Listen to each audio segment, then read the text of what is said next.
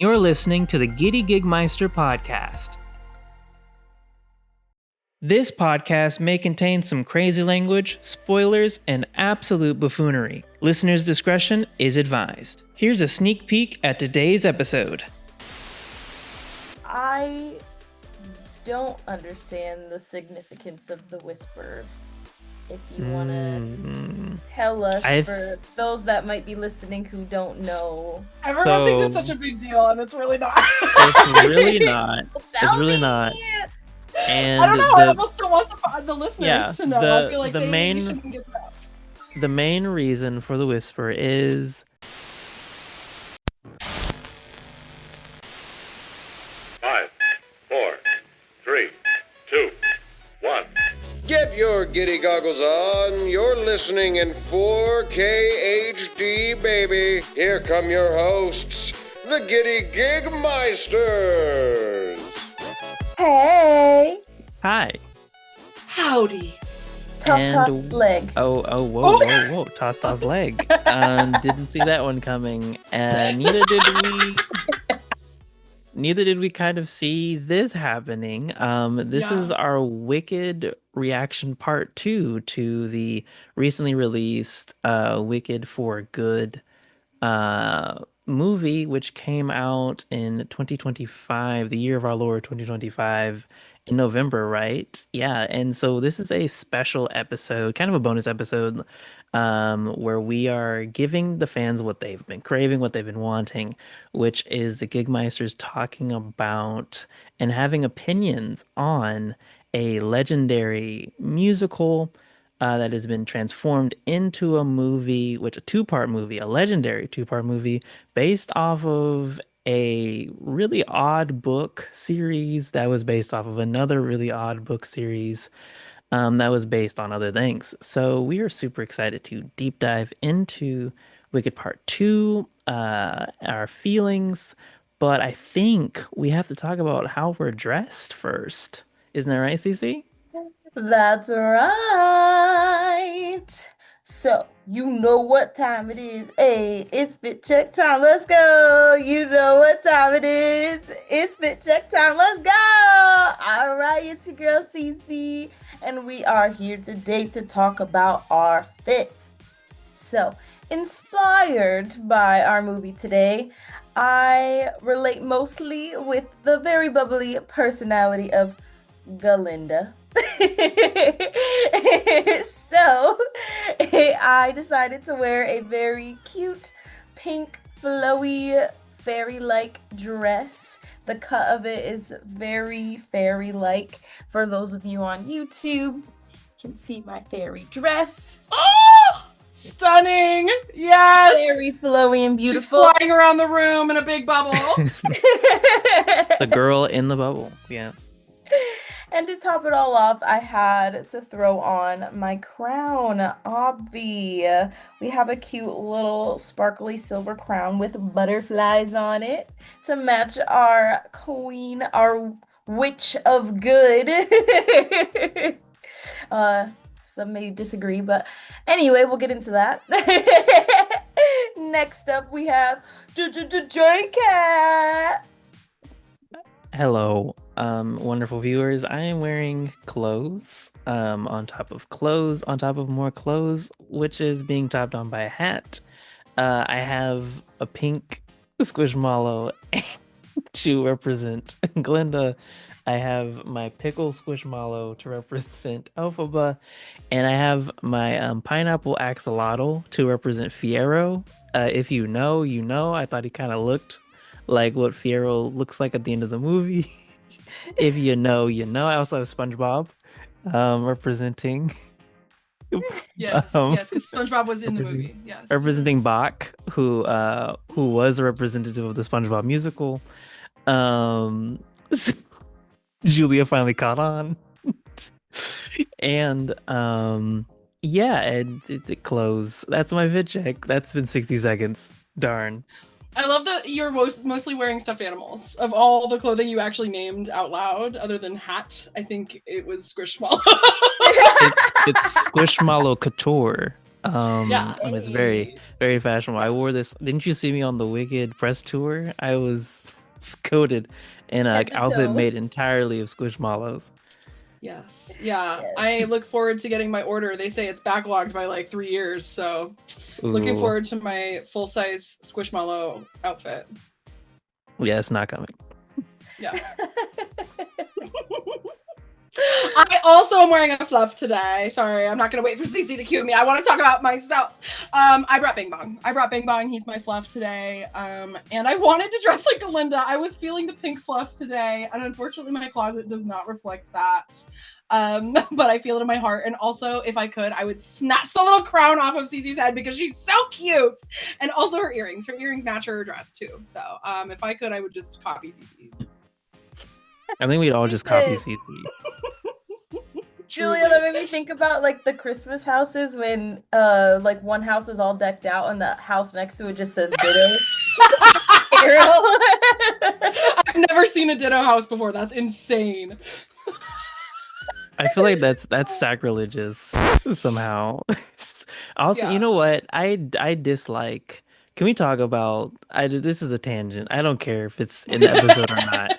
This is what always happens. AI actually called us out. Oh, So I was asking our AI YouTube thing about our podcast and like, oh, what are some improvements? And it was like the tangents that the episodes take. It literally says the word tangent. And I was like, how dare you? It's like some viewers slash listeners may find it difficult to keep track of what's going on. I was like, we don't even know what's going on half the time. So it's, Very true. that's showbiz. Anyway, back to the tangent of the tangent that I was talking about.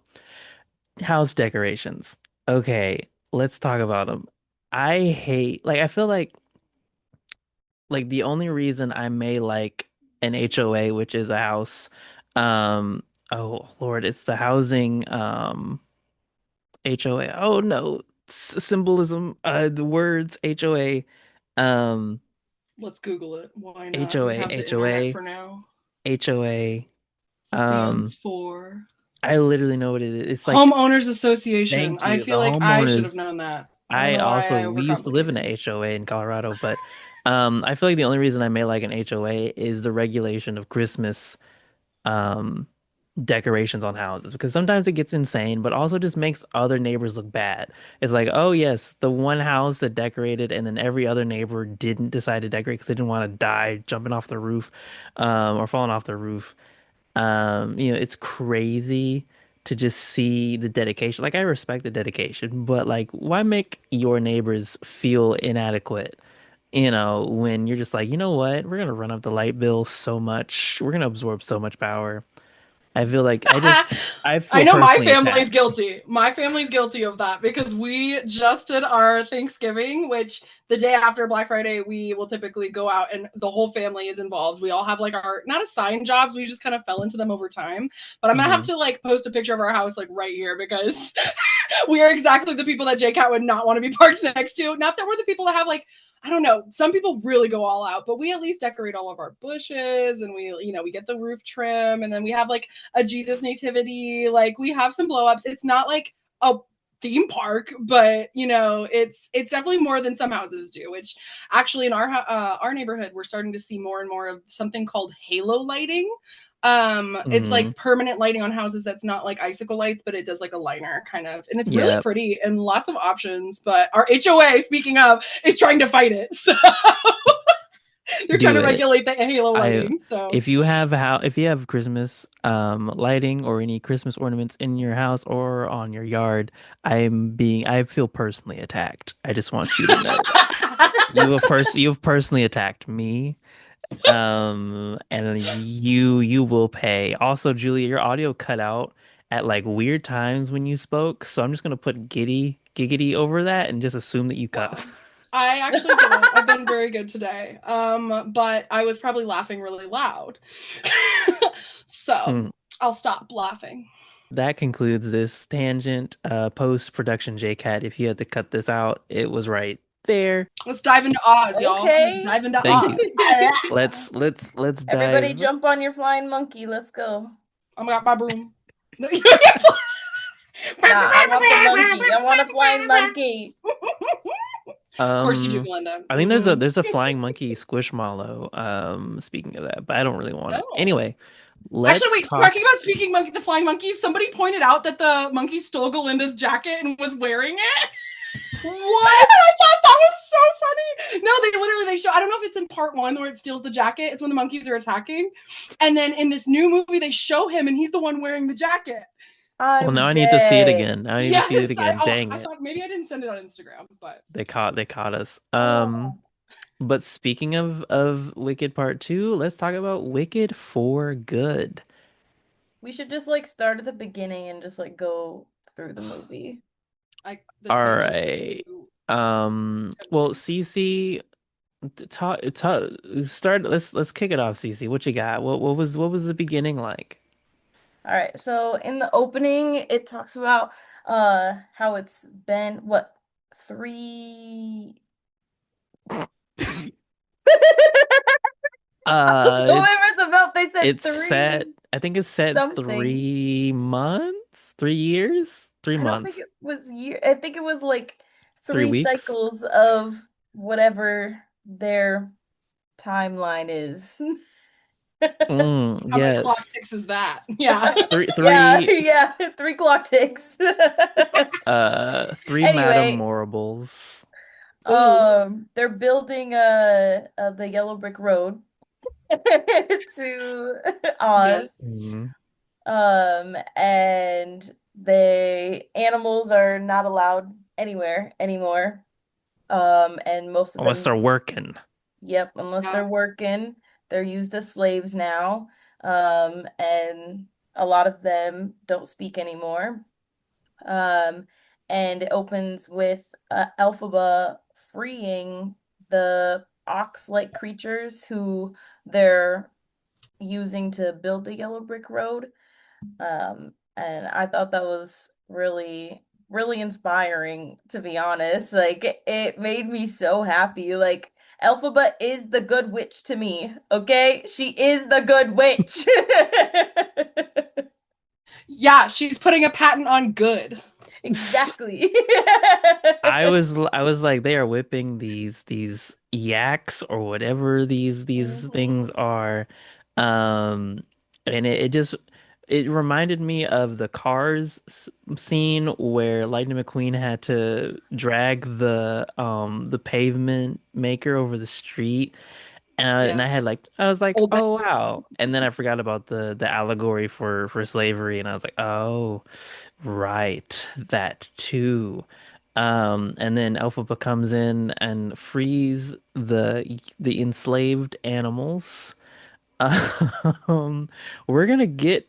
You think that I'm making a joke about the slavery allegory? Just wait, just wait, because they did something in this movie that I we're gonna keep going. I almost lost my mind. Um, but Elphaba comes in. I was kind of hoping for more action. Honestly, I thought she was gonna kind of whip out some kung fu or some bow staff action. Her entrance was pretty cool, but yeah, that was she frees them and beats them up, and apparently I guess she'd been doing this around Oz. It was cool to see the construction of the Yellow Brick Road. Personally, I thought it was like, oh wow, look at that. That's a cool little thing. Although I think in the books it was already built, or it was already established. So, I'm not gonna be a stickler for that. But yeah. I like how they used it though to give Alphaba like this comeback moment of like where has she been and then talking about her and making up all these stories about her being so evil when she's actually just like out here doing the Lord's work. Yeah. Well, the propaganda, I was going to say one of the things that like we see in the beginning is like all the paper propaganda that's being dropped everywhere too of just like run, she's evil, the witch, like all this fear mongering that's going on. But yeah, you're right, she's writing in and saving the day. One question my friend did have that I don't think the movie answered that I know of is how are the animals being silenced? How are they losing their voices? Is that like Hmm. a magic that got taken away? I think I also was like, that's a good question, but yeah, no, towards the beginning though, I really saw the propaganda and I was like, ooh, they're pushing, ooh. It's like ooh. Um, Yeah. yeah, I think in the musical they mentioned something about the wizard doing something. I don't really remember, but yeah, I don't think the movie really talked about it. There's a lot of things that this kind of second part kind of left a little weird, Mm. but because apparently Elphaba now has like that's so Raven powers. She can see the future. It's- Yeah. Yeah. um, we'll get into it. No, I feel like it was kind of giving. JCAT! It was Sorry. kind of giving like Karen from Mean Girls when she's like, I'm 90% sure it's already raining. You know, like with the moment with her sister. Like I mean Oh my gosh. Wait, we're skipping Oh, ahead. Skipping Nessa. ahead. Sorry, sorry, sorry. Sorry, Yeah, we'll choose sorry. later. Okay, so after she basically Nat Turner revolts with the animals, what happens?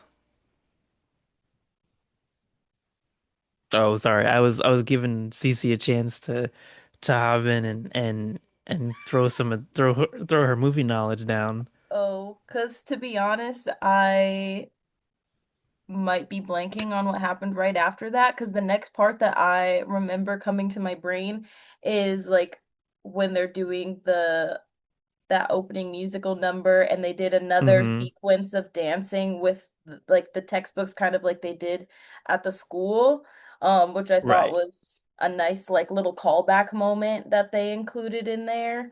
I wanted Um more of that. Yeah, I personally I think the choreography in part two was just was there very was like was none. it was Yeah. non-existent. It's pretty non-existent. So Bait is kind of leading off of that. So there, Madame Morrible is kind of pushing Glinda as the alternative. She's like, "Oh, look at her. She's really great, and really awesome, and she's gonna protect you guys." Along with Fierro, who comes in. He's the new fancy guard guy. Um, And she and surprises him with the engagement, which is crazy. yeah, the engagement just Yeah. kind of happens. They're like, oh, My partner looked at me and went, she didn't even ask him. Literally. I Oh, mean, but it's like, giving Hunger Games. Like when PETA announced, like, oh Yeah, yeah, and Katniss and I are getting married. And then like later when they're right. and there's a baby. Yeah. Yeah, the baby. hmm Yeah, that was crazy. um, I feel bad for Fiero in that moment. Just I Yeah. liked it. I loved the little moment where he's like, they're all idiots, and he's like right in front of the mic. He's like, they're all idiots. They'll believe anything, and The shape. and Oh wait, is yeah, it before that announcement or after that announcement that they show the bubble for the first time? When they show her how to use the bubble. It was I think after, oh, Was it it was after? wait, before. It was before she Okay. before. got there in the Yeah. bubble. See, I hmm felt Yeah, like that was significant because once again, she still doesn't have the magic exactly. in order to make it happen. And now I'm hearing arguments about the ending of the movie that say that that's different.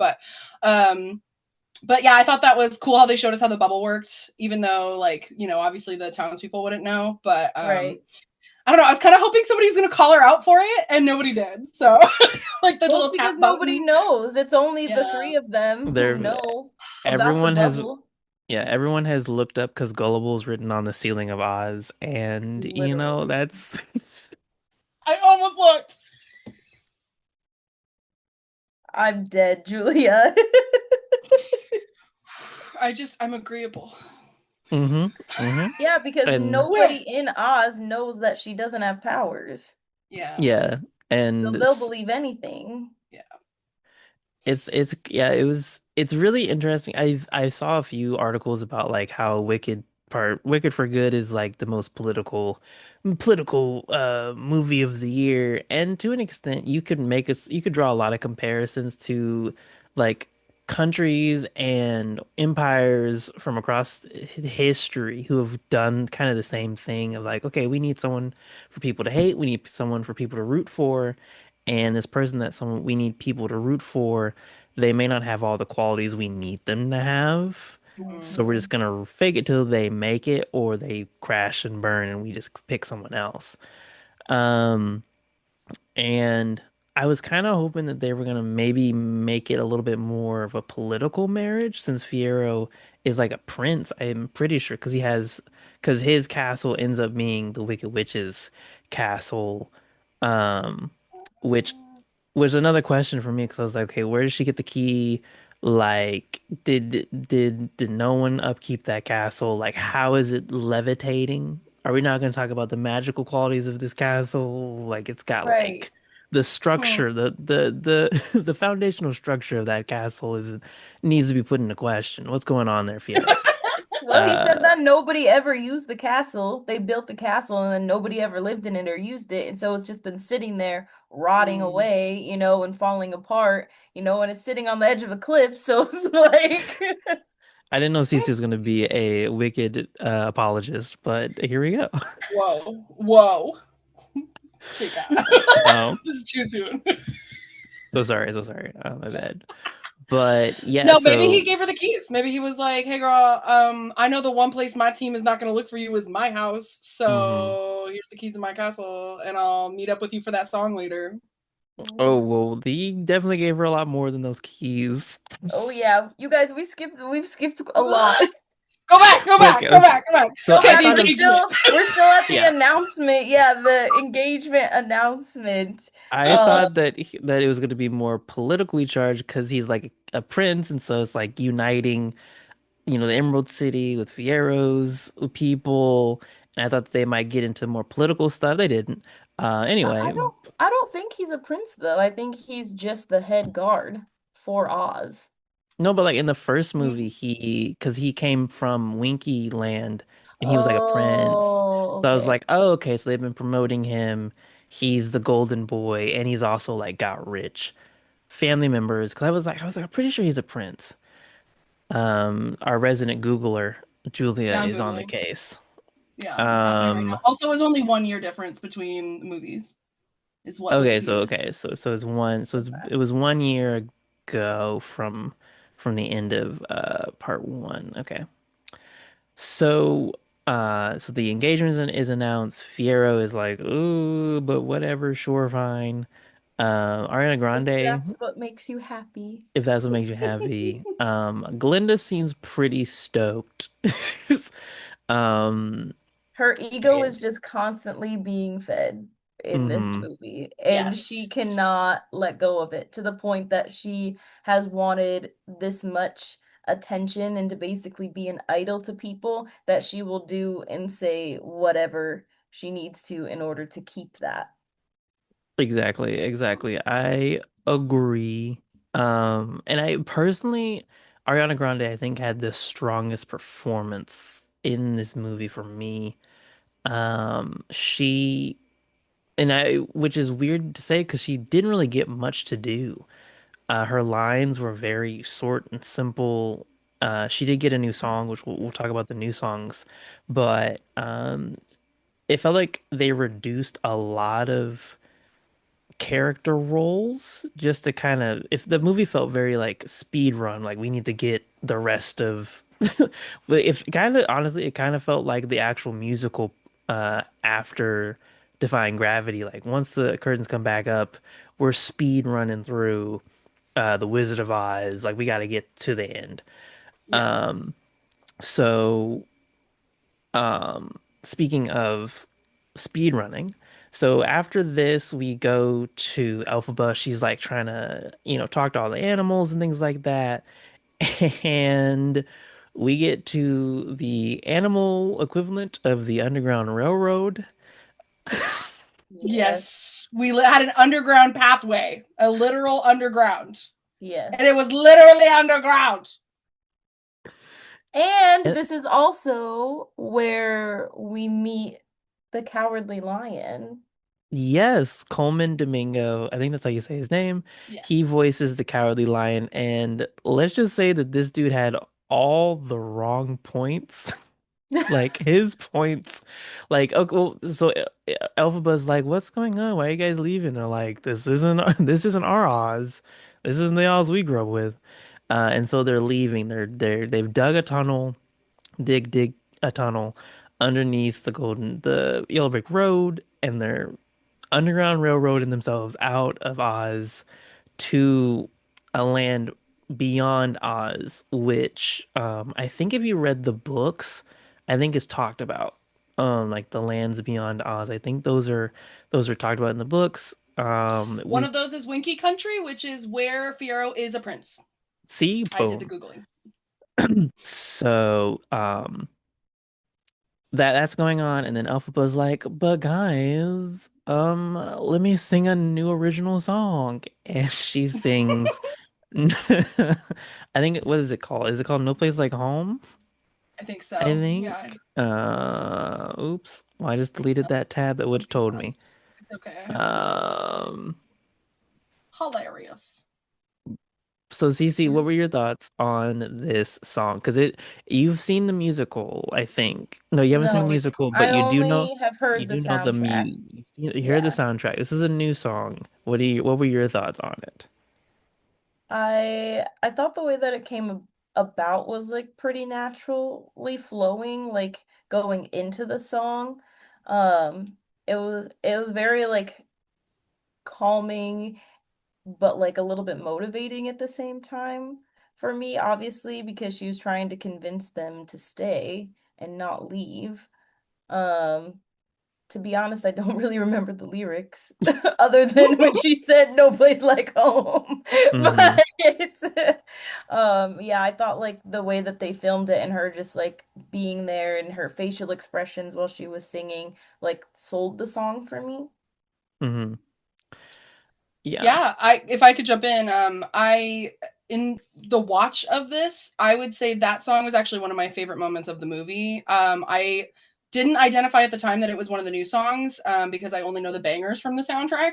But I thought it was one of the originals, and I was like, "This is so well done. This is so like I maybe it's different from what everybody thinks, but I just really enjoyed it. I thought that it was really heartfelt compared to, and it set the tone for the rest of the movie because the rest of that movie she was going to be fighting for their home. So I feel like I just really enjoyed it. I didn't know it was a new song, and so it didn't stick out like a sore thumb to me or anything. I knew the Bubble song was going to be new, so that one I obviously recognized. But no, I don't know. Even with the CGI, I wasn't like bothered too much by this scene. I think I was a little touched by it, but that's just me.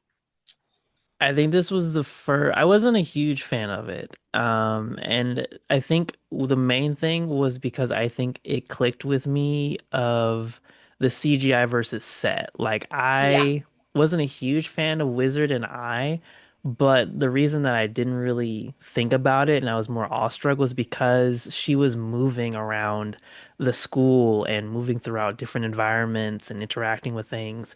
And I think this was the first time where I kind of noticed, okay, everything's kind of just stationary. We're not really like doing any camera changes. We're looking at these CGI animals with their backpacks, and their comically accurate scaled luggages and things like that. Yeah. Um, and the monkey guy is like, no, let her cook. Like they were gonna capture her, and they're like, no, no, hold on. She's singing a very patriotic song right now. We need to let her cook. And I was like, okay, but I sound like a No, hater. I sound like I'm I not a hater. I No, just no. I It's okay if wish you definitely a didn't that connect hater. with it. yeah, Yeah. I wish there was more involvement. Like I wish there was an actual set, more of a set where she interacted with the animals and kind of dissuade their fears because almost immediately everything gets negated when the Cowardly Lion comes in, which I thought was a good. He interrupts. Yeah. He's like, "You're done." Hmm. He Um, wasn't cowardly in that moment. no, he was not cowardly. And Coleman Domingo comes in. He's like, "Nah, she and this white dude tried to, they wouldn't let me stay in my cage. They wouldn't let me stay enslaved." And Right. then That was crazy. all the Yeah. What a animals were victim like, mentality. It was really all, nice how they like connected it though. Like once he started like telling that story, I was like, no Mm. way. Like I was hmm like that It's like a the way it perspective. tied Yeah. yeah. in, that I thought that was genius. Yeah, because it does, this does happen. This happens in real life all the time where someone's like, I have a really good point. I'm going to sing about it. And someone comes in with the most ludicrous sounding, thing against them. And then all the animals are like, no, that was a good Elphaba, but we're going to keep leaving now. And Elphaba's like, dang, I don't have the support of the animals anymore. Guess I got to do this on my own. And she flies off, and we head to Nessa? the most, yes, we head to the most awkward, personally the most uncomfortable scenes for me in this movie were Nessa Rose and Bach. They Yeah, they I have handled some this with words to say about Nessa. they handled those characters with the subtlety of a sledgehammer against glass. I'm gonna let the ladies let the ladies take over. Go Julia, for do it, you want to Cece. start? No, it's you. Go for it. Um, well, Nessa's a dictator, so that's cool. Yes.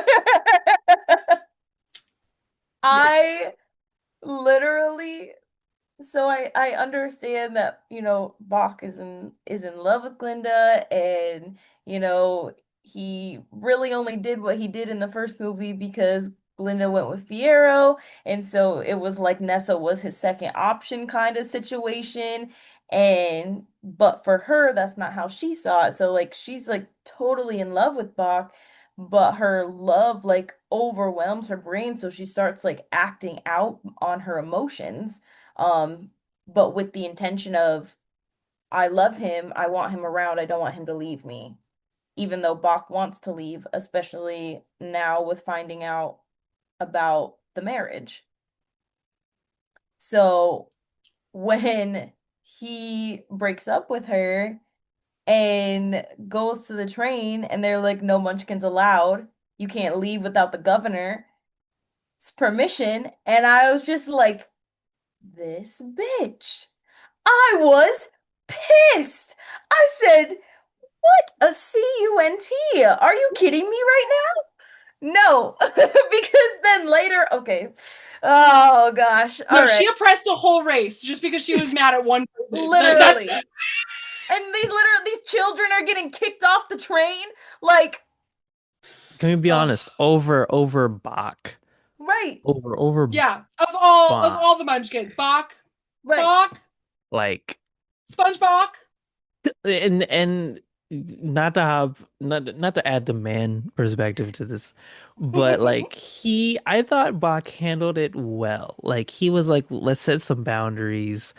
Like Bach was already, let's kind of be honest, he was already kind of a slave in her governor's mansion already. Like he was serving her tea and being at her beck and call all the Chopping time. wood. Yeah. Yeah, chopping wood and for the fire and things like that, which I thought was a good call. Was a good foreshadowing. Yes. Thought that Good was very good. tie-in. I wish there was a little bit more foreshadowing in the first movie, but I might need to rewatch the first movie to see if there was. Mhm. What I didn't, I thought he handled it well, and I really didn't like, and I liked the illusion that there were other political things where like Nessa Rose was the only holdout for the Wizards' plan and things like that. And so I thought that was intriguing to kind of tie the world together for world building and things like Mhm. that. But the way that they handled her character particularly just it didn't rub me right because we just didn't see much of her to really connect. Like one at the end of the movie, the first movie she was one thing. But her character arc from the two movies, it felt like we were just kind of going all over the place. I completely agree. Like it kind of was shocking for me for her to take on this villain arc so quickly. Like it was almost right away when Mhm. Bot came in, or when the guy came in talking about how the animals weren't going to be allowed in Munchkin Land, right? Hmm. And like she's like, "Well, I don't want people to think I'm my sister." Yeah. And then like because she so much didn't want to be like the evil perspective that they made of Alphaba, she yet turned into that perspective she was trying to avoid. Hmm. Well, it's Yeah. interesting because she chose to do the right thing for a while, right? Like she chose not Hmm. to what the wizard did because she wants to help her sister, who she knows is doing the right thing. But then, like, the second it becomes like a personal war, she's like, fine, you know what, fine. You know, like if it benefits me, great. Like, Yep. Like when we got to crazy. the that train scene, which genuinely kind of, because I'm not gonna say back in political realm, it kind of reminded me of some modern time things going on, and of course other historical things, but it was kind of a an intriguing, like you wronged the wrong person, and all of a Mm. sudden, and everyone has to pay. Everyone who you're connected with, who you might not even know or associated with, can get damaged. The only, the major thing I have, and Nessa Rose's character in the musical kind of suffered from this as well, is she's regulated. And I think I wish they would have played with this more, is that she's regulated as not even like an option. Like she's not really a character. She's more of a catalyst for Mm. Dorothy's shoes. Mm. Like it felt like she only exists for the shoes, and that was it. Well, and And I Elphaba, yeah. because that's what she was, the bait, right? They're like, let's kill her Hmm. sister and draw her back in. So, Hmm. And yeah. I think that could have been handled a lot differently if person like this is just me thinking brain like movie brain wise if Nessa had kind of had a if Bach was Nessa's like cornerstone at the end of the first movie and she was like, you know what, Elphaba, you're not a bad person. We're all good friends. You know, as they wanted everyone to think, you know, all four of them were great friends. And then all of a sudden and then Bach has to leave and that she loses that kind of morality for herself. I would have loved it if she still refused the wizard's request and then they came to oppress like and then they sent the guards to kind of force her hand and then Bach kind of left because you know the heat was getting on all of them and maybe he and Fierro had a beef or something. I think that could have been handled a little bit better to where we see Nessa Rose's turn happen more gradually. Because personally, she just seems like such a nice actress, and she just seems so nice that her turn didn't seem It was hard to even like believe the the snap. actress. Yeah, the actress didn't even seem like she could convey it that well. Not to say that she was a bad actress, it's just it didn't feel like the buildup was there yet. I think that's fair. Um, I think it's mm, it's sad to me. Like I feel bad for Nessa's character because like I guess she just didn't get any signals that Bach wasn't into her. I don't know. Like this girl, like I think I if think there's she anything ignored to it. back up Yeah. the snap, if there's anything to back it up, it's just the fact that this is so sudden to her. Like she's like, "What do you mean Hmm. you're leaving me and you don't love me and you don't like what do you mean? Like all of a sudden right now and like Right. and people do be impulsive. They don't always like and so it's just Hmm. sad because she was also in a power position. I Um also feel like she was in that kind of like fairy tale like whimsy. mindset. Yeah, Yeah. where she like thought of it more of something than what it was. Because from personal experience, I have been in a relationship like that where I like overthought about stuff and made it up in my head that it was like this fairy tale experience when it wasn't, you Hmm. know? So Yeah. I feel like she was like in that state, and that's why she was so shocked when he brought it up. Hmm. Yeah. And she definitely obviously didn't think about the implications because the second he's back in her office, she's like, hey, like, Yeah, she said, Thanks for I coming said, call me back. like Nessa. we're back to friends, right? I know I messed up, but at least we're here, right? Like, Right. and Bob's just like, you drink that tea. You drink that tea. I hate you. Hmm. Yes. So that of course happens. Unrequited love is which I thought that they were gonna kind of draw maybe parallels to Glinda and Nessa. Because Oh. Glinda and Fiyero are kind of in a very similar relationship where things are being forced upon Fiyero, things are being forced upon Bach. So I thought that they might have played with that. They don't. So don't get your hopes. It's okay. It's okay. It's okay. It's fine. I'm fine. Everything's fine. So Elphaba decides to go to her sister because she's kind of her last living relative, and she's like, okay, if the animals won't help me, my sister's a governor, she has power. Let's go talk to her. Yeah, she shows up Yeah. right after Nessa and Bach fight. So like that's fresh. And then so Elphaba shows up with her book of spells. Let's just remind that that's really important because she shows up, she's like, help me, and she leaves the book, and Nessa finds her way into it and is so mad at Bach that she starts Yes. reading a spell off on him and then is like mad at Elphaba about it. I don't know. Mhm. It's Okay, this part pissed me off so much. I was like yelling at her in the movie theater because I was so mad. Like, what? Alphaba's sitting here like, stop. Don't read out of the book. You have no idea what you're saying. You have no idea what you're reading. You're not even pronouncing it right.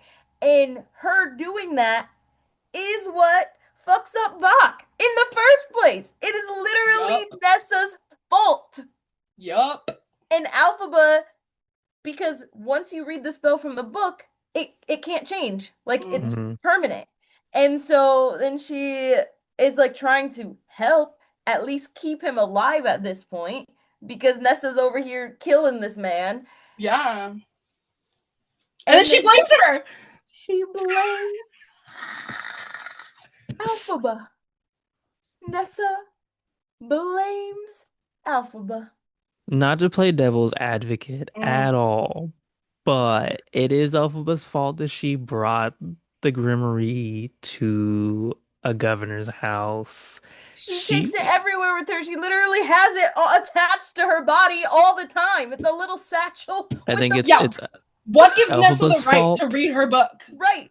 Wait, She's the can we one who went talk? over and opened What, the just because book. we're sisters? Can we talk about?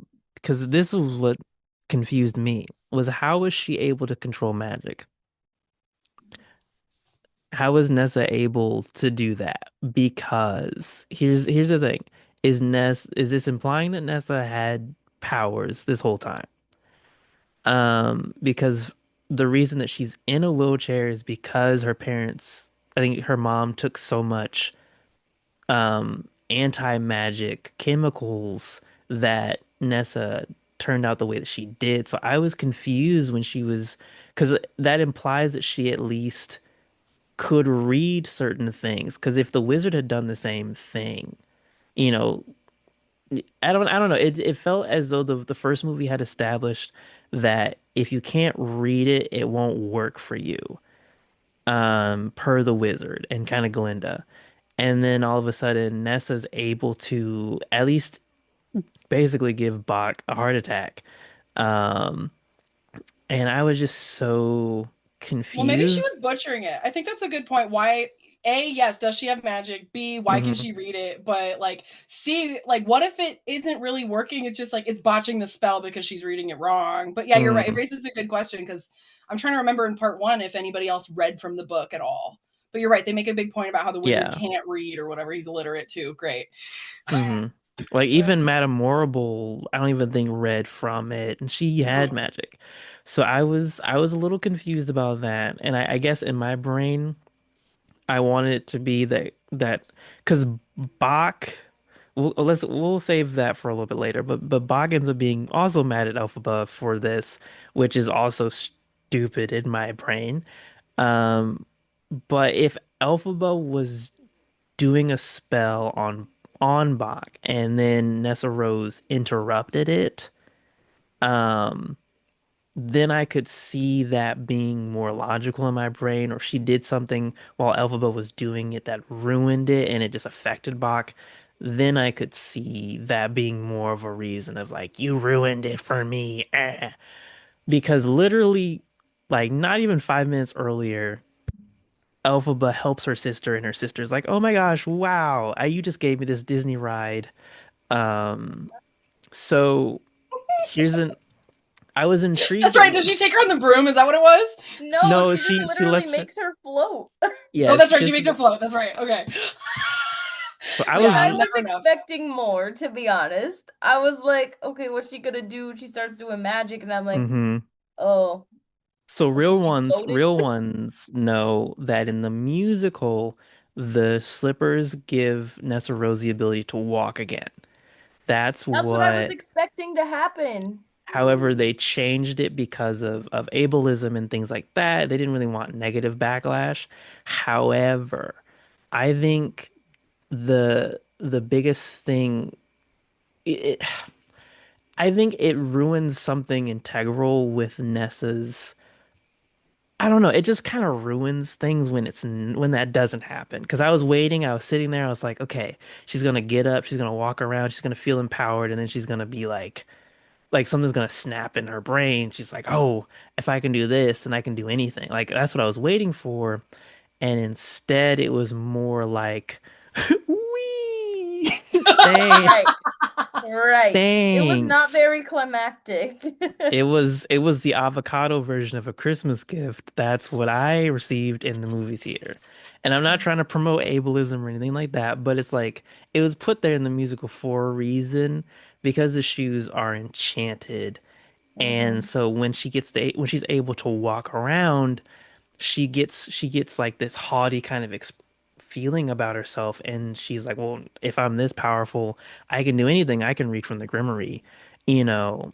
um so if the magic shoes actually gave her magic abilities, then I could more expressly be like, oh yeah, this makes more sense. um Yeah, I wish they would have like highlighted on that if that's what happened, because I agree with you that there is like that wondering question of like how was she able to read out of the book? Even if the words mhm, weren't wrong, even if she wasn't pronouncing it right, how was she even able to read the words, period? mhm. Yeah. Yeah, I think honestly, I think the main villain of this movie was the Grimoire, because if you notice, people will be like, "Man, I wish I could have this," and the Grimoire just kind of opens up and is like, "Here you go." You need it's like just let me just I got you. Yes. Like the It's like Grimoire a is genie, like when you don't ask the right questions and it's they Chat GBT of the Wicked universe. And then people just follow its advice without fact checking. Mhm. And then you get what happens to Bach, which basically Elphaba has to save him. She turns him into the iconic Tin Man, which personally I was like, are you sure you can't go into like the index of the Grimoire and be like, oh, no more heart attack spell, you She know? just straight up removed his heart. She's just like, Yeah, and you're a machine. Just yeah. like, all right, fine. Okay, but A plus on problem solving because otherwise he was just gonna die. So Literally. once again, why are we mad at Alphabet? But That's what anyway, I'm saying. But even Bach was like, Nessa, why did you do this to me? Blah, blah, blah. You did this. And then she's like, no, it was my sister. It wasn't me. Blah, blah, blah. Love me. Like, Perfect grade A impression.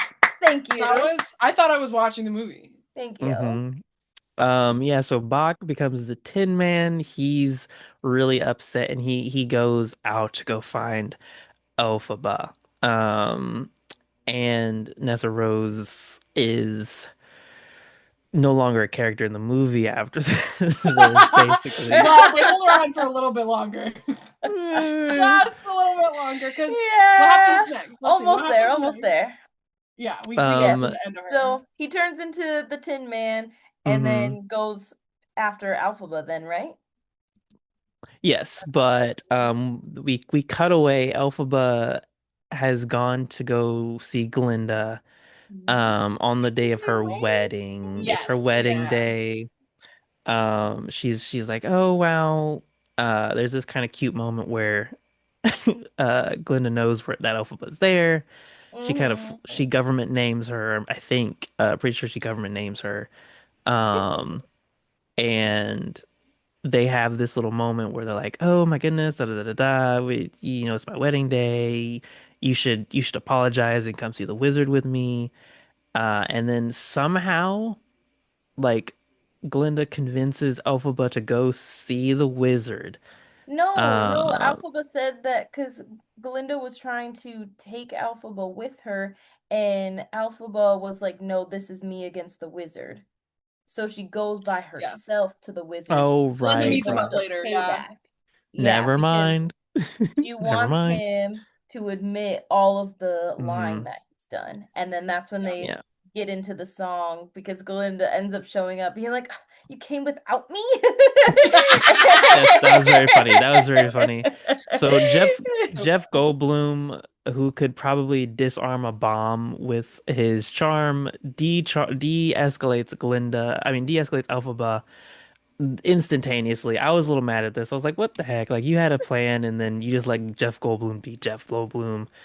Um, and he has his little moment, and then they have this. Glinda rolls in, and she's like, "We're also gonna sing a song about, I think it's called Wonderful, about the wizard." yeah. And so they have this little moment, and the wizard basically charms his way into Elphaba's good graces, basically, and allows her to free the flying monkeys. What At I the think is end of really this. interesting about Wonderful, though, is it's not just pulling one over on Elphaba, it's kind of showing how they pulled one over on the whole of Oz because Yeah. he's like, wow, look how good everything is. Wow, like, oh, look how good Glinda is. She's good too. Amazing. Everything's perfect. Don't question the government. And like, Hmm. and then Yeah. Elphaba for a second is like, yeah, okay. And then like they leave, and Glinda's like, great, let me go do my wedding. And then Elphaba stumbles upon a back room Wait, where we wait, wait. find that the oh, Can go we ahead. can we talk about that scene before we like just skip Yes. it? Because I feel Yeah. like like The it only choreo in the whole movie? Yeah. yeah. Literally. Literally. And it wasn't even that much choreo either. It was mostly just like moving around the set, dancing around the set, spinning around, uh swinging on the broomsticks on the little Right, green right. hooks, you know, like. And one thing that I kind of like, something that I really like about like 80s movies is the real animatronics. You know, that they Yes. used all animatronics that Practical were, effects. yes, and I love that. I really wish they would have done that in this scene, especially because the whole gimmick is that the wizard can't do magic, but he uses like machines in order to make it look like he has magic. And so a part of me just kind of wishes that at least with the little eyeball scene, like you couldn't make some Right. animatronic eyeballs? Like for real, the budget of this movie, are you kidding me? Like come on. You know, like Facts. Hmm. I just Facts. wanted that a little bit. And when they went into the big room that was like a giant circle with like all the rainbow lights and Hmm. everything. When they're doing a little dance sequence. Yeah, which was cute. I liked the little hand callback Love. on the forehead. I thought that was pretty cute. Little elbow, meow, meow.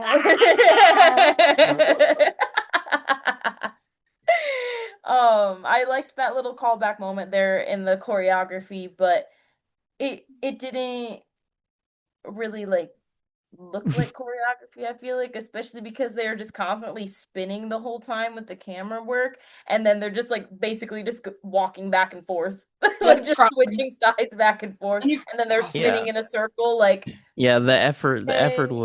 was diminished. Now, this is a long shot. And I hope that this is true. In my head canon, this is real. So the cage that Jeff Goldblum, they kind of illuminate this cage um that gets used multiple times. It's kind of seen multiple times. It gets used in a major way later in the film. So this cage reminded me of my favorite adaptation of The Wizard of Oz, The Muppet Wizard of Oz. Yes, stick with me with with Ashanti.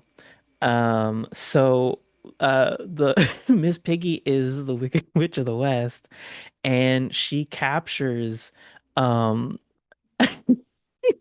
Fozzie, who is the Cowardly Lion, and everyone else and all of Dorothy's supporters. She captures them and puts them in a giant cage that looks exactly like the one that's in the movie. And I was like, I was in my seat laughing because I was like, this has to be a callback. Like, no way, this isn't a callback. Like, sure, you could say that this is a lion's cage that the wizard might have used in his time in Kansas. I was like, no, this is a reference to and callback to the the Muppet Wizard of Oz movie starring Queen Latifah and Ashanti, and no one can tell me otherwise.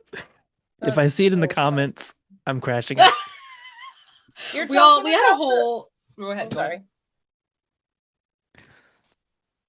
I was gonna say you're talking about the cage that Alpha puts the wizard in, right? Yeah, yeah. Okay, okay, okay. No, All no, right, we Julia, say what you're gonna say, and Oh then let's yeah, get sorry. there. Let's get I was just there. gonna point out that when we talked about Wicked part one, I think we had talked about how many musicals it had shown like kind of references to, or like just like kind of highlights for. So I don't see why it couldn't be a reference, because you guys were talking so highly of The Wiz, which I still need to go watch, but just like talking about how much they pulled from that, and they pulled from Wizard of Oz, and they pulled from different like renditions, and I think hmm why wouldn't they, yeah. right? Why wouldn't they just like something that's not so noticeable from the Muppets, like a Because cage? if you notice, the Muppet Wizard of Oz is not mentioned hardly ever, which is I because most people see it as one of the worst Muppet movies of all time. I personally have it on DVD and have I knew of the Muppet Christmas Carol. I did not know of the Muppet Wizard of Oz until you spoke today. So. Yeah, I didn't either. it came on TV one actually around Thanksgiving time. It came on TV on cable television, and I remember sitting down and watching it and being mesmerized and just loving it. Seeing a black Dorothy was like crazy in my mind, and I thought Asante was very pretty. And this is actually kind of poignant because in that movie there is a fake Star Search called like the Muppet Star Search, which is where like in real life where Beyonce and a lot of early 2000s pop singers got their start and notoriety and things like that. It was pre American Idol. Funny enough, Star Search is coming back on Netflix next year. So if you're listening to this and you're watching Star Search on Netflix, know that the Muppet Wizard of Oz paved the way for you, you little twerp, who you probably don't even Wow. know. You probably don't even know what Ashanti is, but get Yeah. learn your history, Yeah. And then nerd. be grateful, little But no, twerps. I want revisionists to look back at Muppet Wizard of Oz as what it The is, original. more the original, more than just a It's the time original. capsule of 2004, more than just a really bad movie, but a movie that has won my heart. Sorry, that was a tangent. Yes, So it was. Elphaba finds caged animals, including Okay, hold on, hold on, hold on. oh my bad. We just finished Wonderful. finished the little dance sequence of the Right, right, wonderful. right, right. Then Yeah.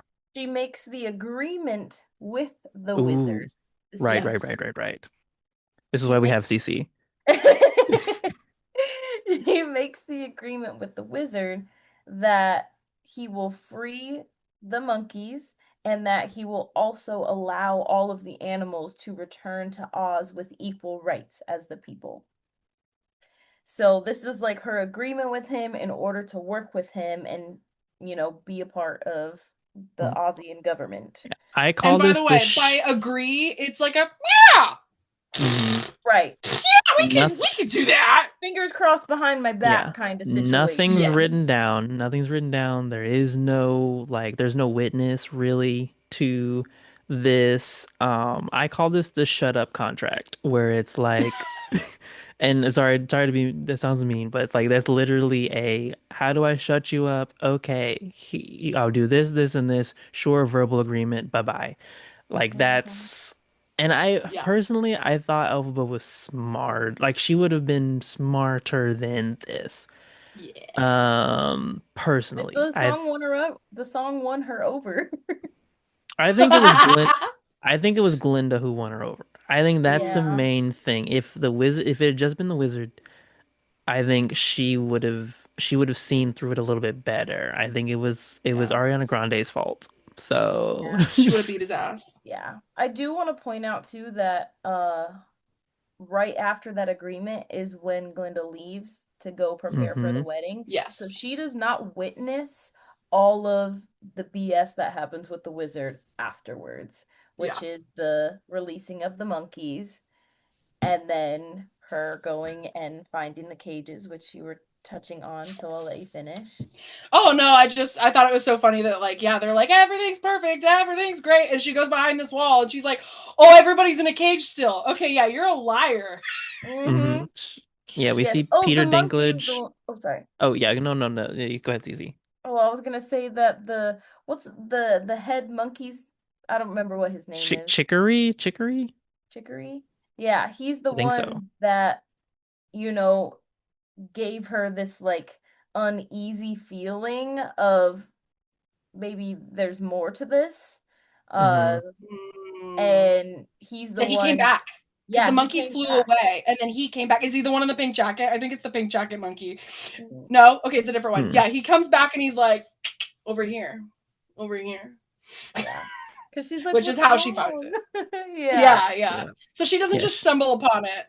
hmm Yeah, she has to push through some random. I don't know if it's like a hidden wall or I can't remember, but Yeah, it was like a picture frame, and then she like pushed it out of the way. And then when she went into the room and saw all of the caged animals, she ended up finding the professor, yeah. and I don't remember his name. It was another Uh, d- D, yeah.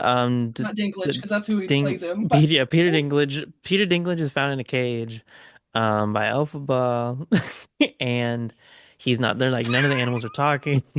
Hmm. Dilliman, Professor Dilliman. Silliman, yeah, that's what his name is. Yeah, I'm like, you're just Professor Peter picturing Dinklage. Peter Peter Dinklage in a cage. Peter Dinklage is in a cage. Don't do that to Peter. He's a distinguished actor. And so Elphaba is horrified, and then of course this is when Jeff Goldblum comes back down the stairs, and he's like, "Ah, you darn, you weren't supposed to see this. Whoops." And Yeah. he makes this statement that, we just made this deal, but some animals, just have to stay in cages. I think he says Like can't be he trusted, right? Or some Yeah, animals can't be. Yeah, yeah. Some animals can't be trusted. Um, And and he's the then of animal that course, can't be trusted. facts. at the same time, we have the wedding of Fiero and Glinda, which is happening, and it's all pretty. I was disappointed by the dress. I'm not gonna lie. I'm not gonna lie. Oh. Costumes were great in the first movie. They kind of, Elphaba kind of had a new look, at the beginning of the film, and then it kind of dipped down when costume wise. I was a little disappointed, but she comes down and she I watched this funny behind the scenes thing where she couldn't let the train move, so like Ariana Grande had like her neck out and she was like staring at Jonathan Bailey like this coming down, and so he said that he couldn't stop laughing, and so they had to like take multiple takes of her coming down the aisle because she had to like keep her neck for like the overhead scenes. I think she had to keep the train straight. Oh, So I was like, I And she's too a tiny walk little like, frail thing. yeah. So She how's was she like, gonna pull anything wrong? that's I do so also funny. walk like that. I felt seen.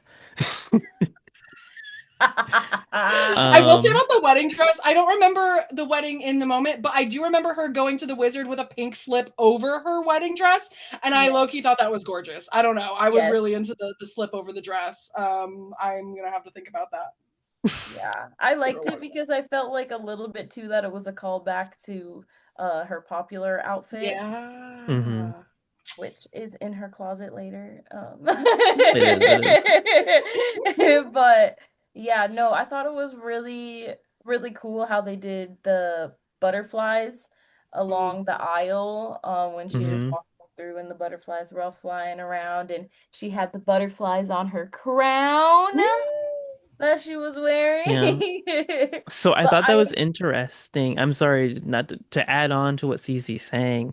So buff like animals are still in the employ of the wizard's castle. There was a moment I think when she was getting ready with her earrings, she had birds putting on her earrings, and it was kind of a weird like scene. And I was like, why is this scene being shown? And then I was like, oh yeah, the birds are kind of like helping her get ready for Indentured her servants, wedding. probably. Indentured birds. Yeah. And I was And like, now butterflies. huh. I just thought about the butterflies. Is that what you were going to point out? Yeah, and the butterfly is what Cece was saying. And I was like, oh my goodness, I didn't really connect those until, a little bit later after the film. I was like, oh my goodness, I think were probably under threat, probably by Madame Morrible, if we were gonna be honest, Yeah, they're Hmm. all to do slaves. that. They're all They're slaves. literally, they're not free. If they're allowed in the kingdom, they're slaves.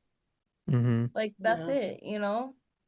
So I was kind of so I'm a theater kid through and through, and people would normally know Jonathan Bailey from his inclusion in what is happening?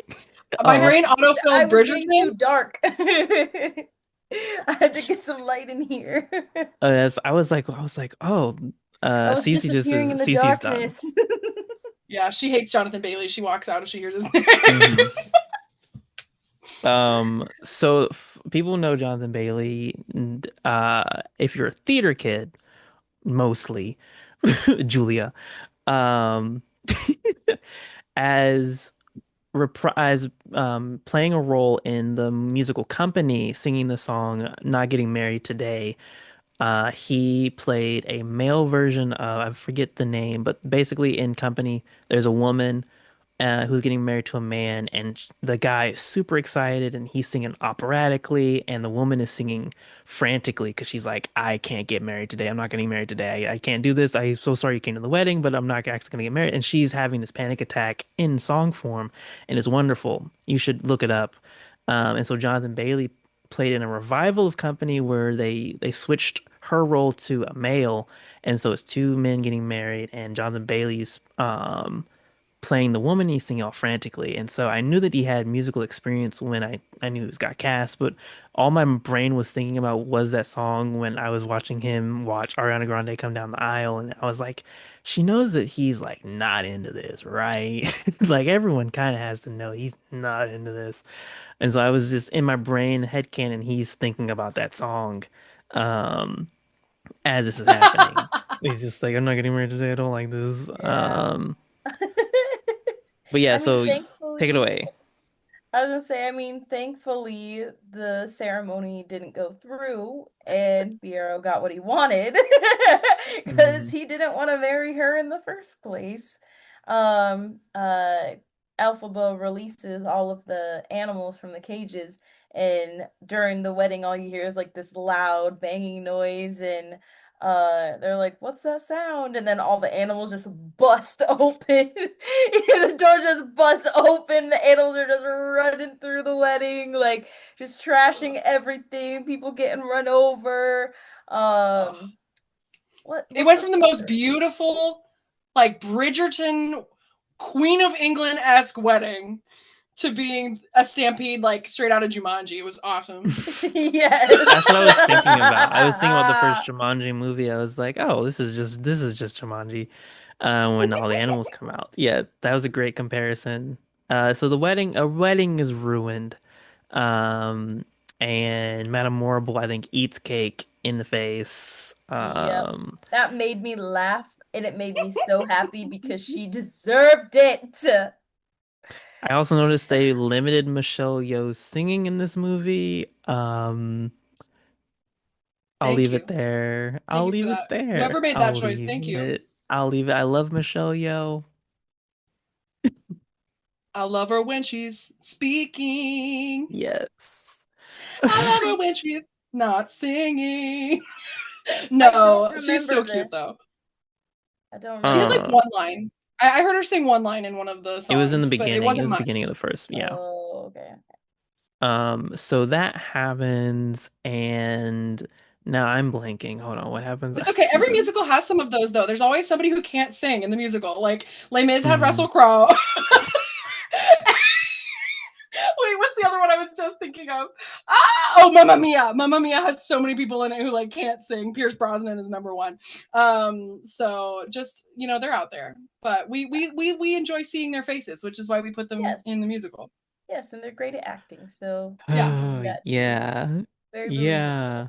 Yeah, so Anyway, Michelle Yeoh ate cake, which is the first time she ate on set for both movies, apparently, probably because she is also a skinny queen along with Cynthia and Ariana, which is I don't know what's going on, but but then after this, is when what's her name? What's the sorcerer lady's name?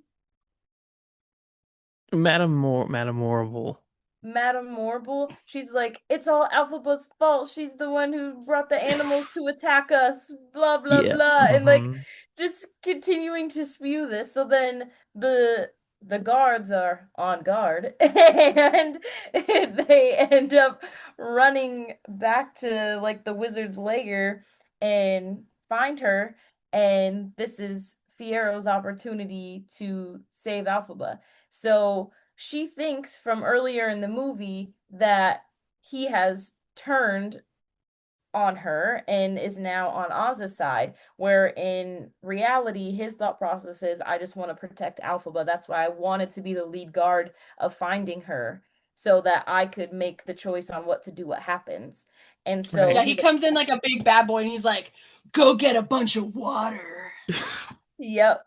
So yeah, they're spewing this propaganda that water will melt her, and just as it that they're basically like I think some townspeople heard a rumor, and then the government was like, yes, actually, if you see her, Mhm. um, Do that.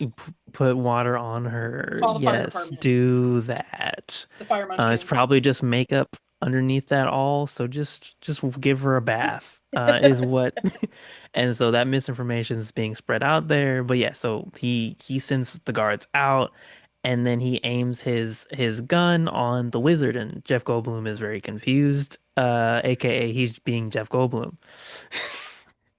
and Yeah. orders him into the iconic Muppets Wizard of Oz cage, and This locks next him in part there. made me really happy. I was surprised by it, but it did make me happy when uh he decided that he was gonna go with Alphaba. Mm. Because not seeing it before, I a lot of this was a surprise in what was happening. I I did feel like a little sad that Glinda's heart was broken in the situation when she came back and saw everything that was going on. And she's like, "You two, this whole time?" Like, like I literally was And Elphaba's like, "No, like, right, no, right. I don't know. He's Mhm. on. This is new." I kind of felt like that was a little Bestie. fast. I thought that that Yeah. was a little fast. It felt a little Tyler Perry-y to me. How quickly it just went from zero to like, oh, so you're stealing my man. Like that's it. Just it was a very intriguing connect the dots game that was played in this scene. Personally, I kind of liked the concept of Elphaba had given Glinda the option to leave with her. It's like we can get on this broom, we can zoom out of here. Um, we can write a new story, save Oz, and Glinda chose to stay. And then Fiero was like, "No, I'm gonna get on this room, and we finna go, and we're gonna have a song later." We're going And straight into the song, babe. We're going to the uh, song right now. Yeah. um, No so pre-song. I kind of wish they had lingered on Glinda's feelings because, like, her dream, her dreams are kind of coming true. Like, she has quote unquote magic.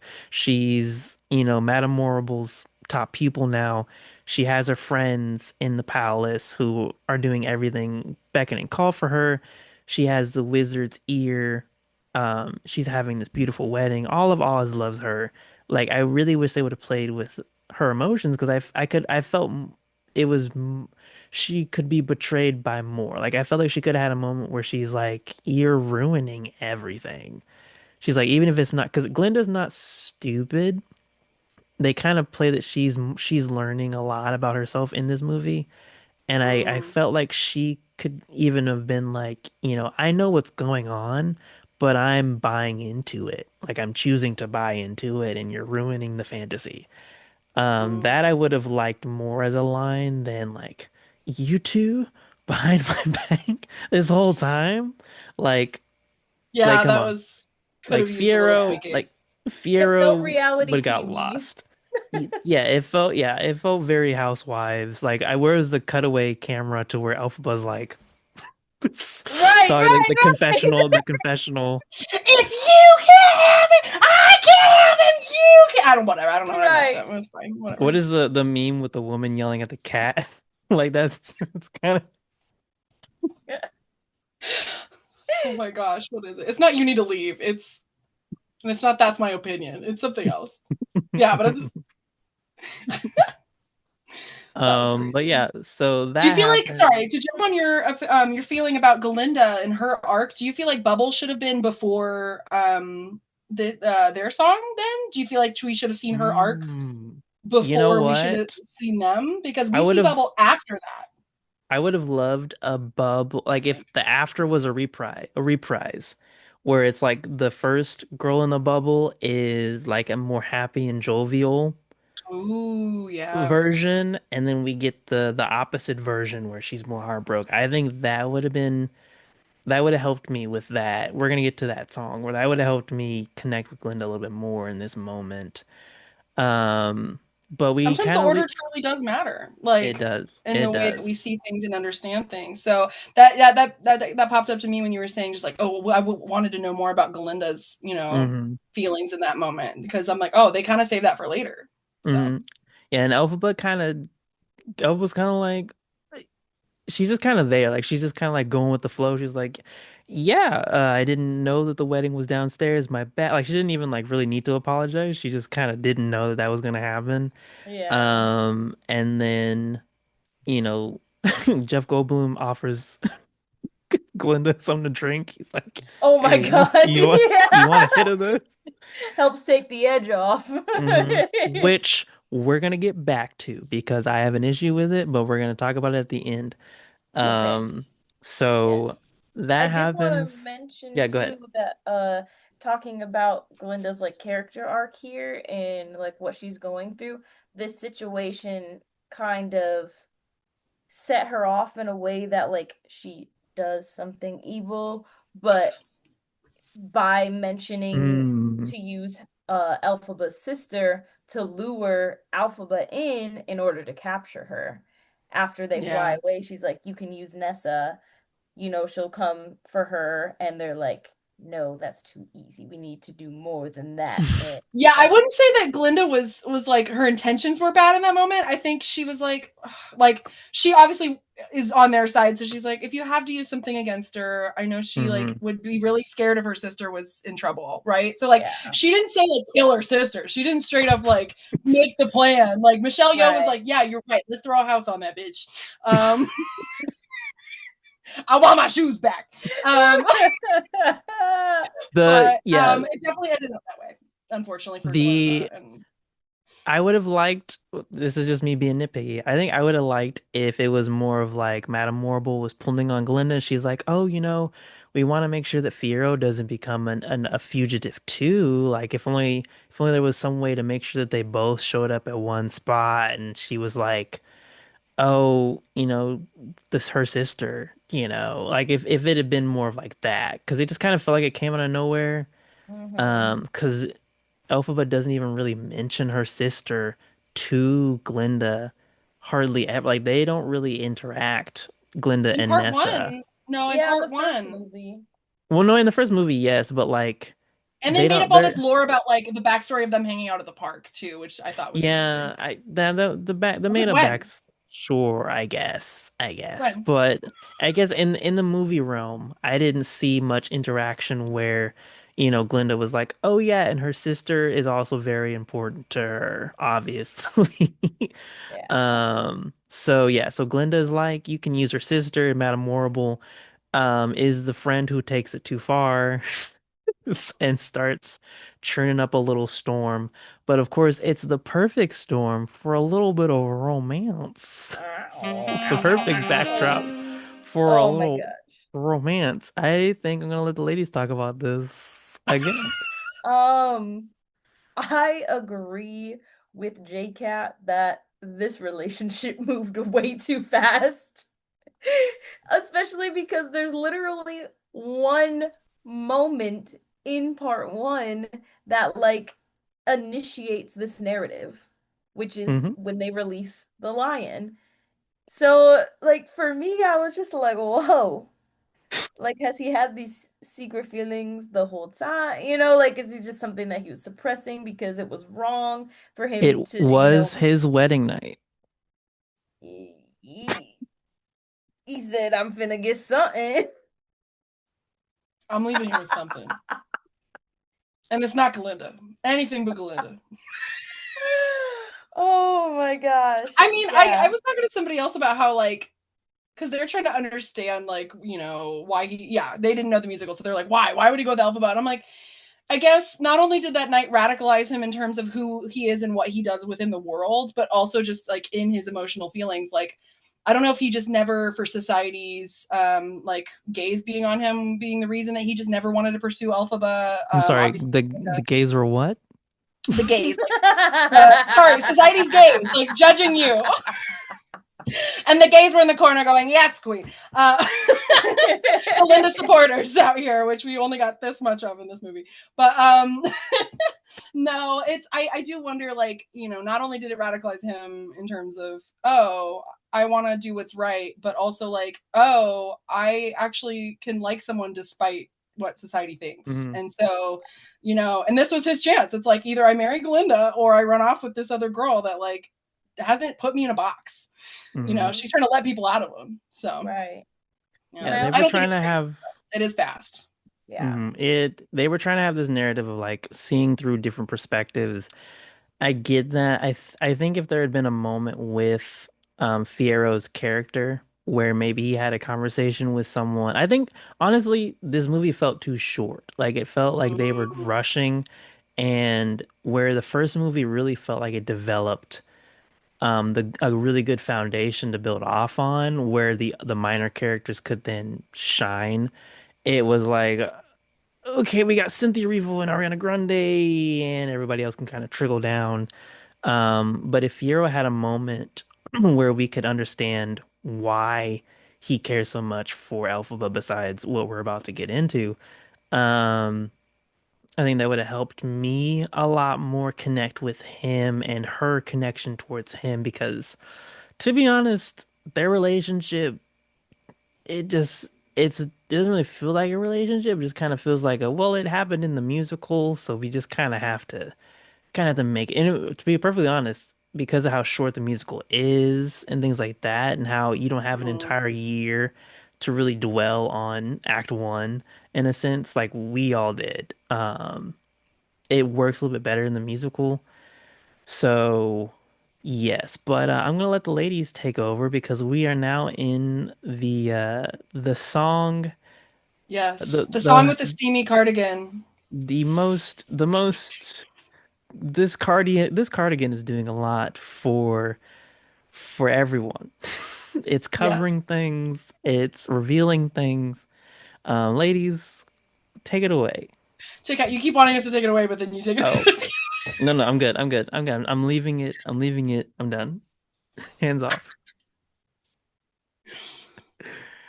I think We are. Julia as our cis female should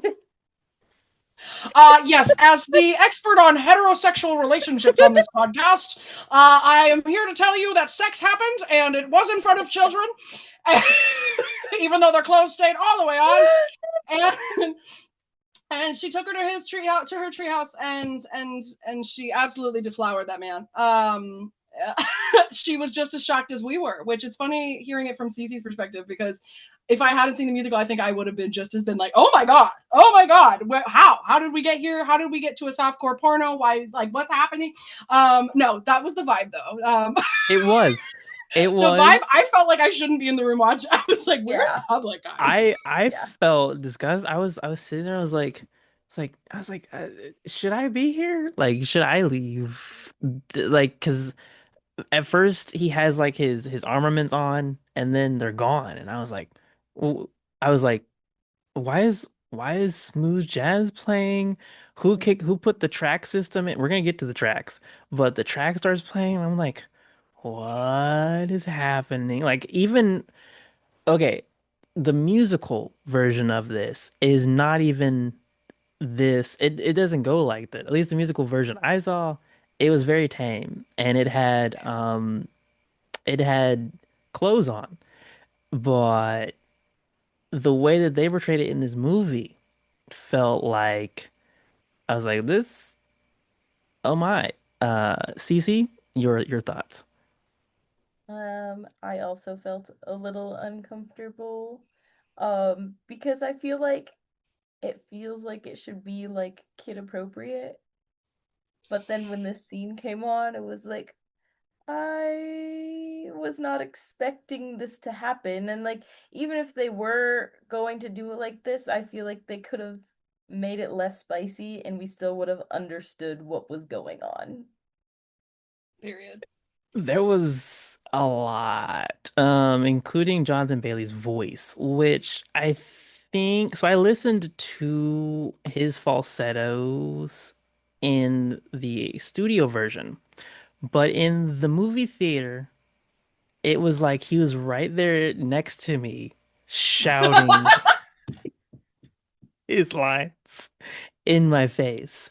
And so you have Cynthia Erivo who's singing, very delicately. She's like, "Whoa, I'm just a girl in a cardigan."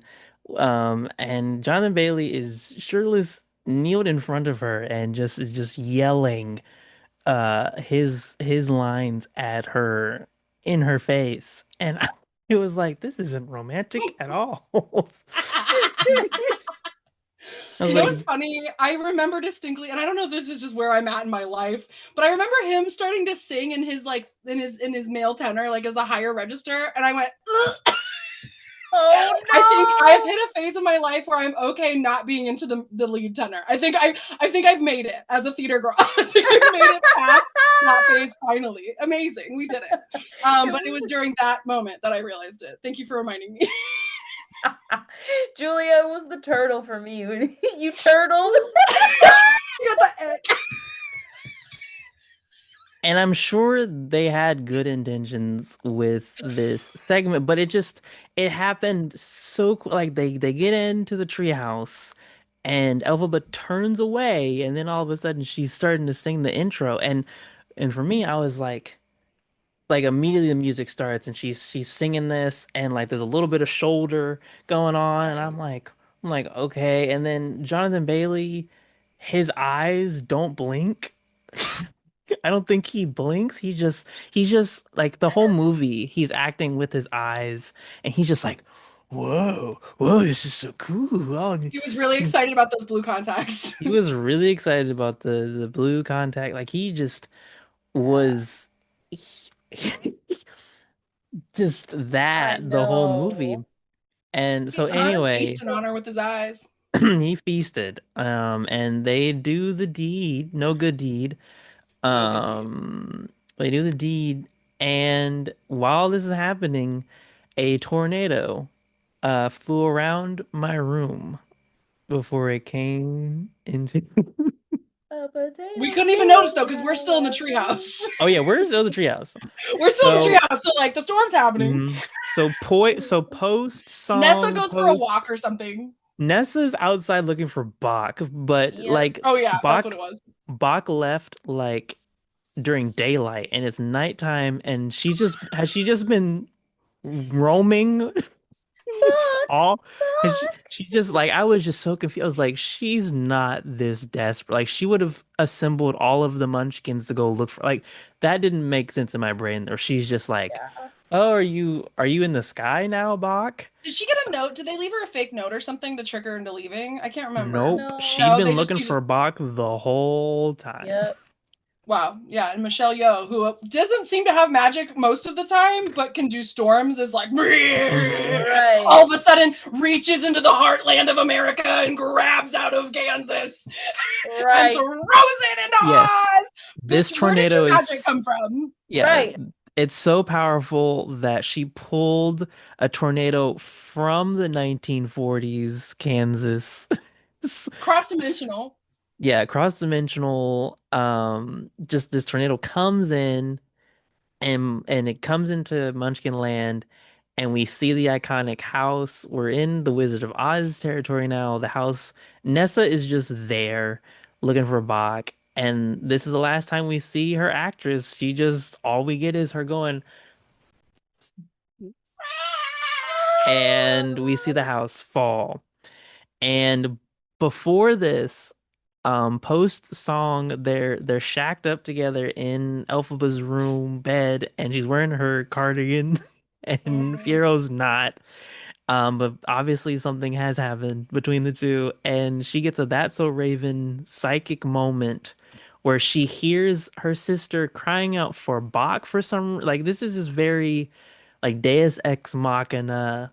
My sister's in danger. My spider senses are going off. Mhm. Um, and I was really confused. I was like, "Oh, this is also a part of her powers? How come we didn't see this Right.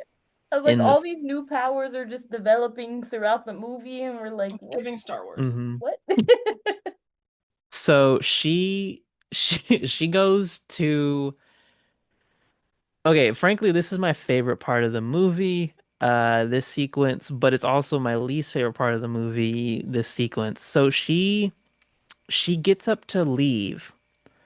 She gets up to leave to go to Munchkin Land to go see her sister, but at the same time, for some reason, it feels like the editor of the movie was like, "Oh, I forgot this scene." The flying monkeys Yeah. come in, and Fiero's just in the woods Right. for Where some was he reason. going? Just a post-coital walk. Right. No, because he So said that he was gonna confused. stay. He's He said thinking that he some was things gonna. out of his Yeah. mind. She was like, no, don't come with me. Stay here. And then Fiero's puppy dog, golden retriever vibes. He's like, I guess I gotta sniff her out. He's in the forest, and the flying monkeys are there, and I guess they have some like non-verbal like shut up contract agreement where they're like, Yeah, yeah, it's like a truce. we're on Elphaba's side now, my dude. And Fiero's like, cool, let's go to Munchkin Land, but you don't get any of this. It's just non-verbal. It just Yeah. happens. Um, we go to Munchkin Land, and as Dorothy and Toto are leaving, Yeah, we catch the tail end. We yeah, catch the we catch the goodbye as they're tail sending him end. down the yellow brick road, and Galinda's like, Hmm. bye-bye, bye-bye. But okay, wait, Yeah. can I point something out here? I Yes. am a little confused. So, in the timing of all of this, as we're in some of the stuff that we're about to talk about with the Cowardly Lion and the Tin Man and then the Scarecrow, I get confused about the timing of the Scarecrow. Is it a different Scarecrow? Or is it supposed to be Fiero? Because I felt like it was leading to me to believe like it's supposed to be Fiero, but then like the Yeah. timing doesn't So the work out. timing is not work. The timing is not timing. No. As we're about to talk about, because of course, Dorothy interacts with the Scarecrow and the Tin Man and the Cowardly Lion very quick, like succinctly. Now, Okay. if they had kind of done a little bit of some finagling, where like if I would have loved a line if Madame Morrible was like, you told her the wrong direction. That's going to add like 2 extra days to their journey. Mm. And, Glinda's like, oops. Anyway, if they had made some kind of mention, I think it would have worked better for believability. But because this story is so classic, we know that her He's the first first encounter one. is, yeah, the It's the Yeah. Scarecrow is her scarecrow, first encounter. So, but he's the last one to turn. mhm. Yep. So in my brain, I assumed that Bach got rusted during the storm. That's what my brain Oh, logic okay. said. Bach was Mm, out in the forest heading towards the Emerald City and got rusted. So that was like, okay, that makes sense. The Cowardly Lion grew up way too fast. If we're gonna be yeah, honest, A year? he he was a cub and yeah. now he's a full-size Coleman Domingo. Um, that sure, we're gonna let it slide. Maybe he was Okay. genetically altered. I Sure. mean, yeah, Nessa went from being in school to being a dictator, so like a year, a lot Literally. can change. Literally. Really, really quick. Really Yeah, we're really, really fast. Um, so the lion made sense. He was in the forest already. Right. Cool.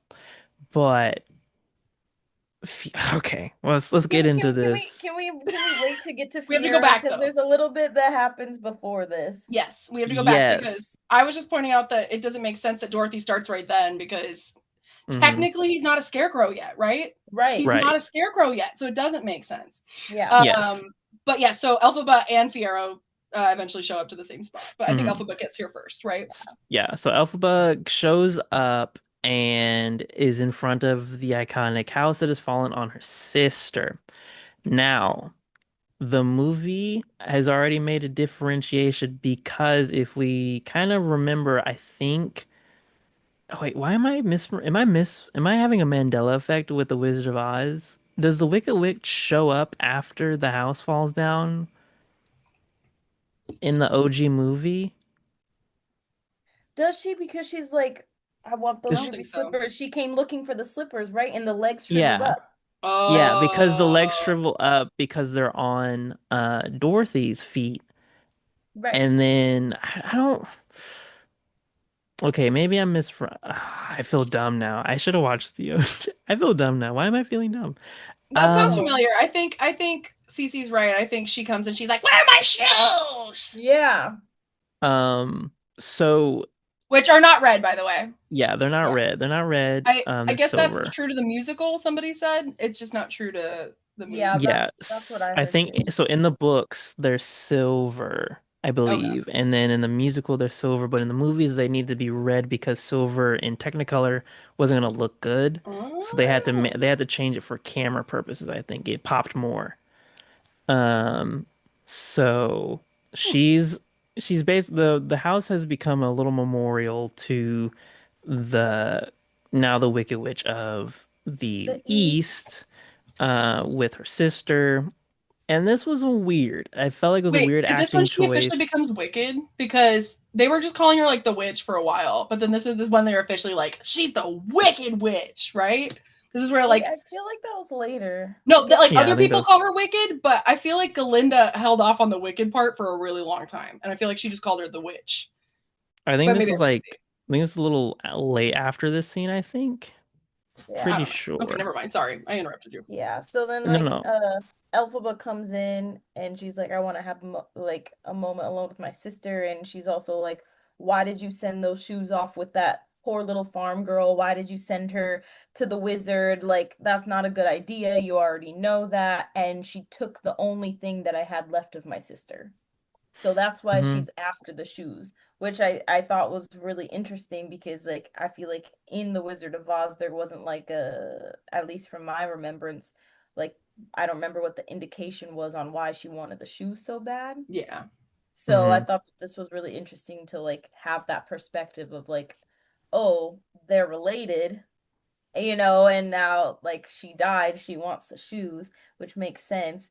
And I thought it was cool too that like earlier when Nessa was like when Alphaba was in Nessa's office or whatever, and she had mentioned that, oh, what am I now, the Wicked Witch of the East? And then like Hmm. Mm, it was the foreshadowing okay. for this happening. And I do kind of wish they did the leg part. Like a part of me like kind of wishes that her legs were Hmm. hanging out from under the house. I Well, don't know. we'll get I some was Yes. legs. You just gotta for wait. it. So that's one of the biggest that was one of the biggest reason another reason why her not being able to walk didn't work was because if she had a wheelchair that complicates that leg thing happening. Oh, Um so it kind of makes sense um that they didn't do it, but I thought it was a weird acting choice because Elphaba seemed very like nonplussed by this. She was like, "Oh, Nessa," as if like the house falling on her was just kind of like, yeah, right. Inevitable. should have seen this coming. But I mean, at the same Um, time, her sister also was just like, fuck you, like, you suck. What did you do to my boyfriend? I like mean, she was yeah, already so, like, treating hmm her horribly and had been, like, and but so she she also probably got had just crushed by accepted an it. entire house. Like the I next mean, but, day. like, did she deserve hmm it? Did she deserve I mean, she deserved it, but it? maybe not like that. But I agree. I think Um, she could have been more torn up about her sister yeah, dying. yeah. Yeah. So her and Glinda have a conversation, and which leads to a hilarious fight sequence. I loved this. I loved it. I think my favorite part of the movie was when Glinda just decides to do a backflip over Glinda and she kind of laughs and then Glinda mocks her and then cuts it off and is like, really? Like she's like the way that Ariana delivered her lines was very great. In this sequence, I thought it was Yes. very fun. I wanted more scenes like this from like everyone. Just like it felt natural. Like it felt like It we almost felt don't like need, improv. yeah, it felt Not improv, but improvised. like yeah, like the two characters were allowed to just like play with it a little bit. Also, didn't she Yeah. throw her thing down? Didn't she throw her not cane? Yeah, and she was like, I use Mhm. was your like, hands. I thought it was Yeah. gonna shatter. I thought I was like, but that was funny. Yeah, that was good. I hmm thought it was so funny. So they have this little fight sequence, and Glinda, I think, comes out on top, and then the Yep. guards come in, and Elphaba's like, "You betrayed me, just like I betrayed you for stealing your man." She doesn't say that part, but But Implied. basically, I stole your basically man all night implied. long. mhm. And Fiero then just magically appears with the flying monkeys, Mhm. and he captures Glinda and holds a gun to her, and he's like, "I Yeah. will Which kill her." absolutely breaks her heart. You could see it in her face. Yeah. Yes.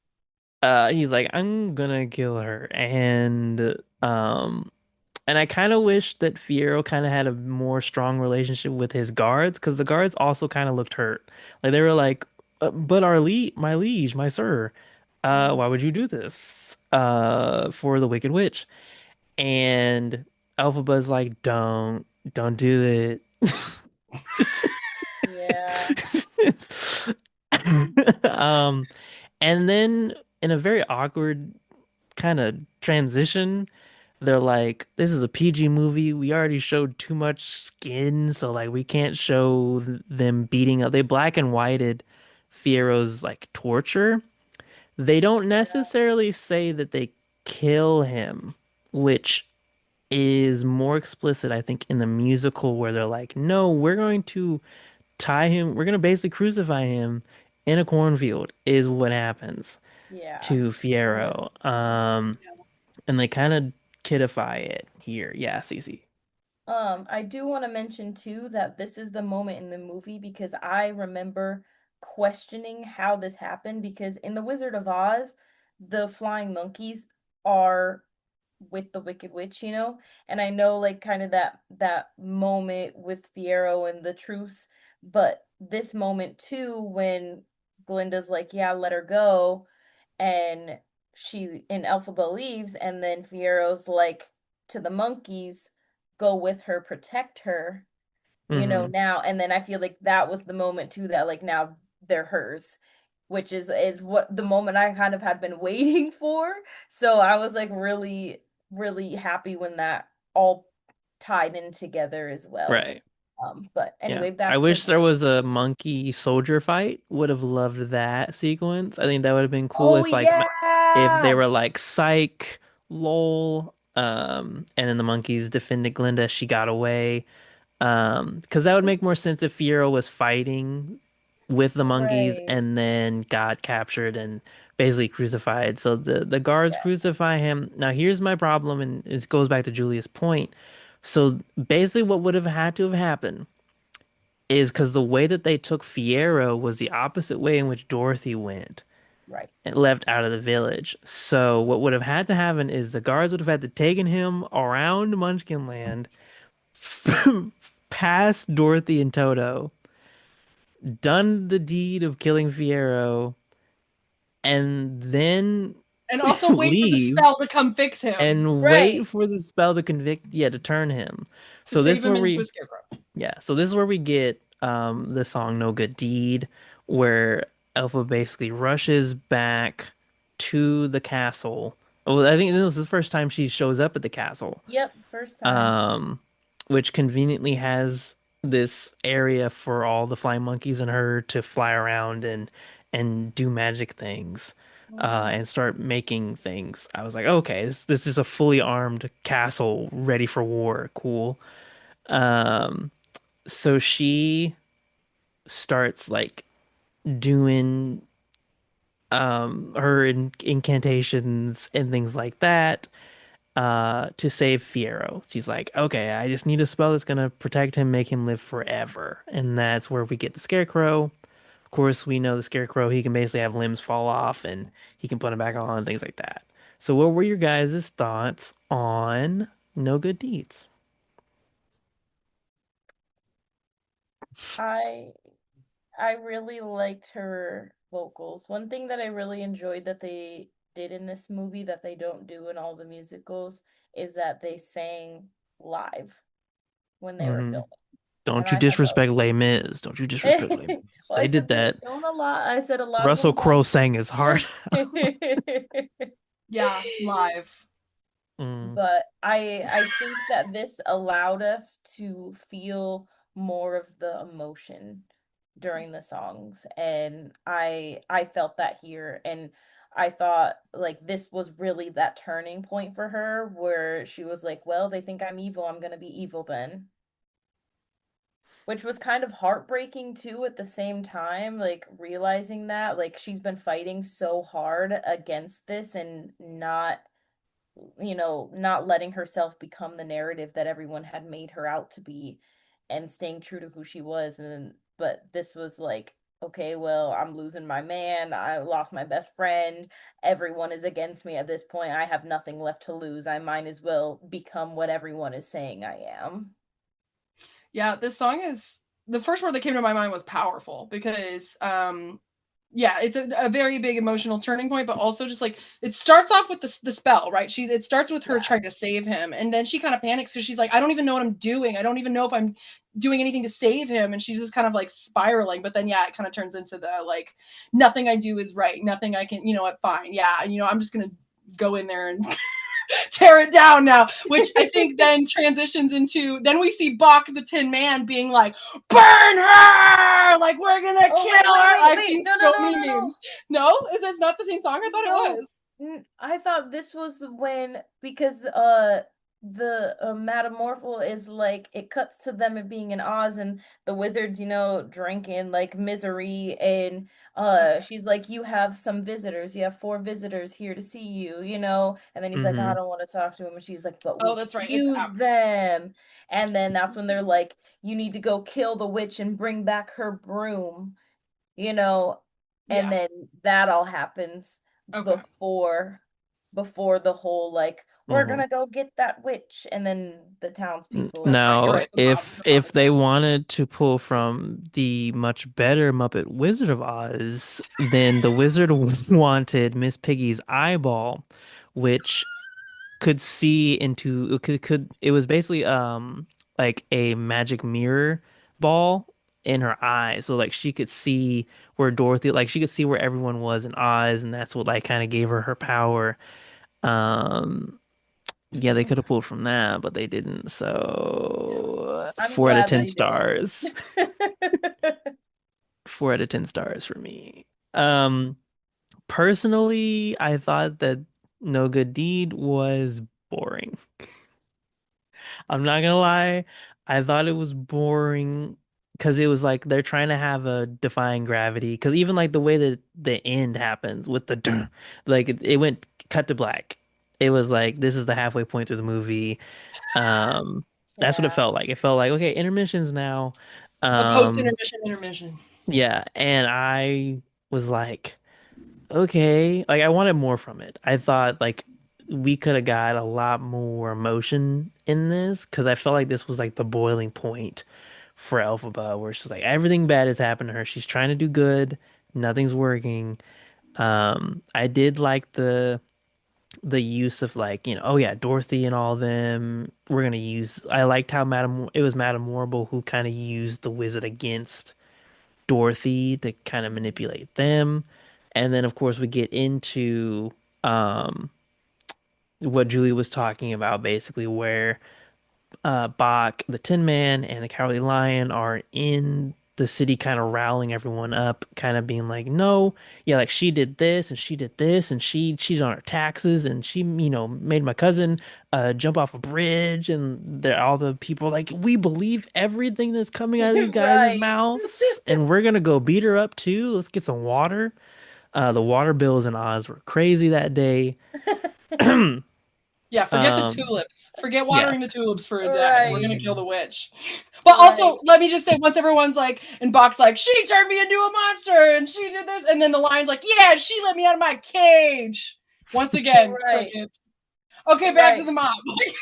Yes, because the Hmm. Tin Man was basically like having to make up the story for the Cowardly Lion Hmm. to, Yeah. like he was talking for him. One thing that I did find really interesting was that like they never showed the Scarecrow or Dorothy's face. Yes. Yeah, they wanted to keep it they didn't really want Dorothy a part of it, and I kind of didn't like that because it begged more questions when we didn't see who Dorothy was, because it's like, oh, is this a reveal? Is this some sort of reveal? Is this Right. something important? And then of course it was weird because for Fiero, I kind of realized, I was like, okay, a lot of young kids are gonna go see this, and a lot of young kids hardly even sit through Wizard of the original Wizard of Oz, let alone Muppet Wizard of Oz, because that's not even, I don't even think it's on Disney Plus, sadly. Um, I'm in charge of an archive of legacy with owning the DVD, the Disney DVD fast play version of this movie. Anyway, sorry, enough of that. I can Enough hear the plugging. intro in my head right now. DVD fast play. Oh my god, it's the blue Um, screen. Yes. This Anyway, DVD is equipped with Disney Fast Play. Sorry, Cece. moving Cece's on and moving Cece's so mad at on. us. So, Oh, sorry, you were talking about how they didn't show Dorothy or Scarecrow's faces. And yes. I wanted to actually counter your point of not liking it by pointing out I heard one thing online that was saying basically they didn't want to show Dorothy because she's not the main character. She's not the focus. This isn't her film. This isn't her Mhm. story. And my personal feeling on it was if they had shown the girl's face, everyone was just going to dog on her and treat her badly because she's not Judy Garland. So Yeah. I feel like this was a win-win for everybody. I understand like why people want to see her face, but at the same time, I agree. She's not the main character and she's not Judy Garland. So hmm Yeah. Personally, I would have loved if they had just done like a quick celebrity cameo of someone, like if it was like Taylor Swift and it was just like a gag bit. Like that's what I would have loved, personally, but that's just me. Honestly, I did think that they were going to do something like that, which is why they weren't or showing her face, or they were like waiting to show mm, her face to do some kind of cameo like that. Like I thought that was gonna happen, but it didn't. I did understand at the end of the movie though why they didn't show Fiero, because they still kind of wanted you to question about if he was the Scarecrow or not. To wait to the end to be like, oh my God, Hmm. OGs um, no. OGs no. yeah. But during this a scene where Bach as the Tin Man, was yelling to the crowd and getting the crowd, he looks up and sees Glinda and she's looking down at him. Um, Not sure in this yeah. moment if she recognizes that that's him or not. Not sure in the moment if he even has any feeling anymore because he doesn't have a heart, so it's like where's where's the dynamic? Like he doesn't feel any kind of empathy or remorse anymore, because his heart's gone. So there's like that dynamic there that Hmm. we're kind of like wondering what thoughts are taking place between the two of them as they look at each other. But this leads Glinda to go warn uh Elfie, which how she knows where she is, I'm not sure. Yeah, But so we have the other original song, Girl in the Bubble, which Ariana, it's like Ariana Mm. Grande having her time to sing a little song before she decides that she's gonna act on her own, um and go save the newly deemed Wicked Witch. I think this is at that point, Julia, where they call her the Wicked Witch. I'm trying to remember the Um time in the movie where she falls back on the stack of posters. I think it's when the storm is happening, but I could be oh mhm. no, wrong. that's when she goes She's in with there and she she's was with like, Madame "Did Morble you or do whatever, this?" I and think she like like this is Yes, pushes right her back before yes. she onto the leaves, stack. isn't it? Yeah, Okay. Madame Morrible, like, quote unquote, puts her in her place because she's like, that's so weird how that storm happened. And all these things are happening. That's so strange. and she kind of makes the connection that she's also just being used as a pawn. And Yeah, then she sings her bubble song. What did you guys think of this new song? I thought it was cute. I liked it. I did I like liked that it. it led us into Glinda's world. Like you said, that's a little bit lacking in Act Two. Yeah, Hmm. I did. I Yeah, really liked it. And I liked I I was liked I just like Just dreaming, and just like thinking such. about the song. yeah. I liked and Um such. I liked the camera play that they did during this song. There was so much of it, and it was so pleasing to watch. Yes. I really genuinely enjoyed how they did this song, how they portrayed it, how they filmed it, everything. This was one of my favorites. I wish the whole movie was like this, because it's basically the anti-popular. And I really Mhm. liked it because it was like, wow, I'm so popular. I love it. And she's at school, but now she's so popular that she hates it. She's like, no, I don't want this anymore. I'm just trapped in a bubble. I really enjoyed it. For some reason, I felt like it should have been more of a power ballad for Ariana. That's just me. Maybe, it felt like if Jennifer Hudson was going to sing this song, like it felt like a song where you could add a lot more emotional depth to it, but I enjoyed it for what it was. And this kind of empowers Glinda to go see Elphaba at the, Wait, yes. I want to jump in on the bubble. I just wanted to point out that I didn't like the flashbacks of young Galinda, and that but I did feel that the song helped emphasize the fact that she as a person has always lived in a bubble, and she's finally being forced out of it. Like all the things are being taken away from her. So like her perfect bubble is no longer perfect, and that's why she sings about it being popped. And so I felt like I thought it was a good addition, but I didn't feel like they needed the flashbacks to show it. Right. Or they could have had just the letters from school. It's like, dearest Momsy, Womsy, and Popsicle. Like, obviously, like, she has that cutesy, cushiony life. Like, you could show that without having to, like, add a ton. I don't know. And also, the Hmm. actress that they picked, I didn't feel like was a good look alike for Ariana Grande. Anyway, period. Yeah. Cece. Yeah, no, I agree. I could have done without the flashback because, like, yes, we already knew she didn't have powers. Like we already knew that but I think too it was also them trying to be like, "Oh, well, she's been, making up lies so people would like her whole life." Like trying to make people believe that she's something that she's not when on the inside, that And she's be different. perfect. Everyone Yeah. treats her like she's perfect. And that's a hard image to keep up. Yeah, exactly. I was What was I gonna say? I was gonna make a comment. Oh, JCAT, what was the last thing that you said? I was about to say she gets a horse and heads to Galinda. And nope, she hits the Elphaba. What am I It talking was about? right before that. It was what you were saying about the bubble song. It's the anti-popular. Yeah, I liked it for what it was.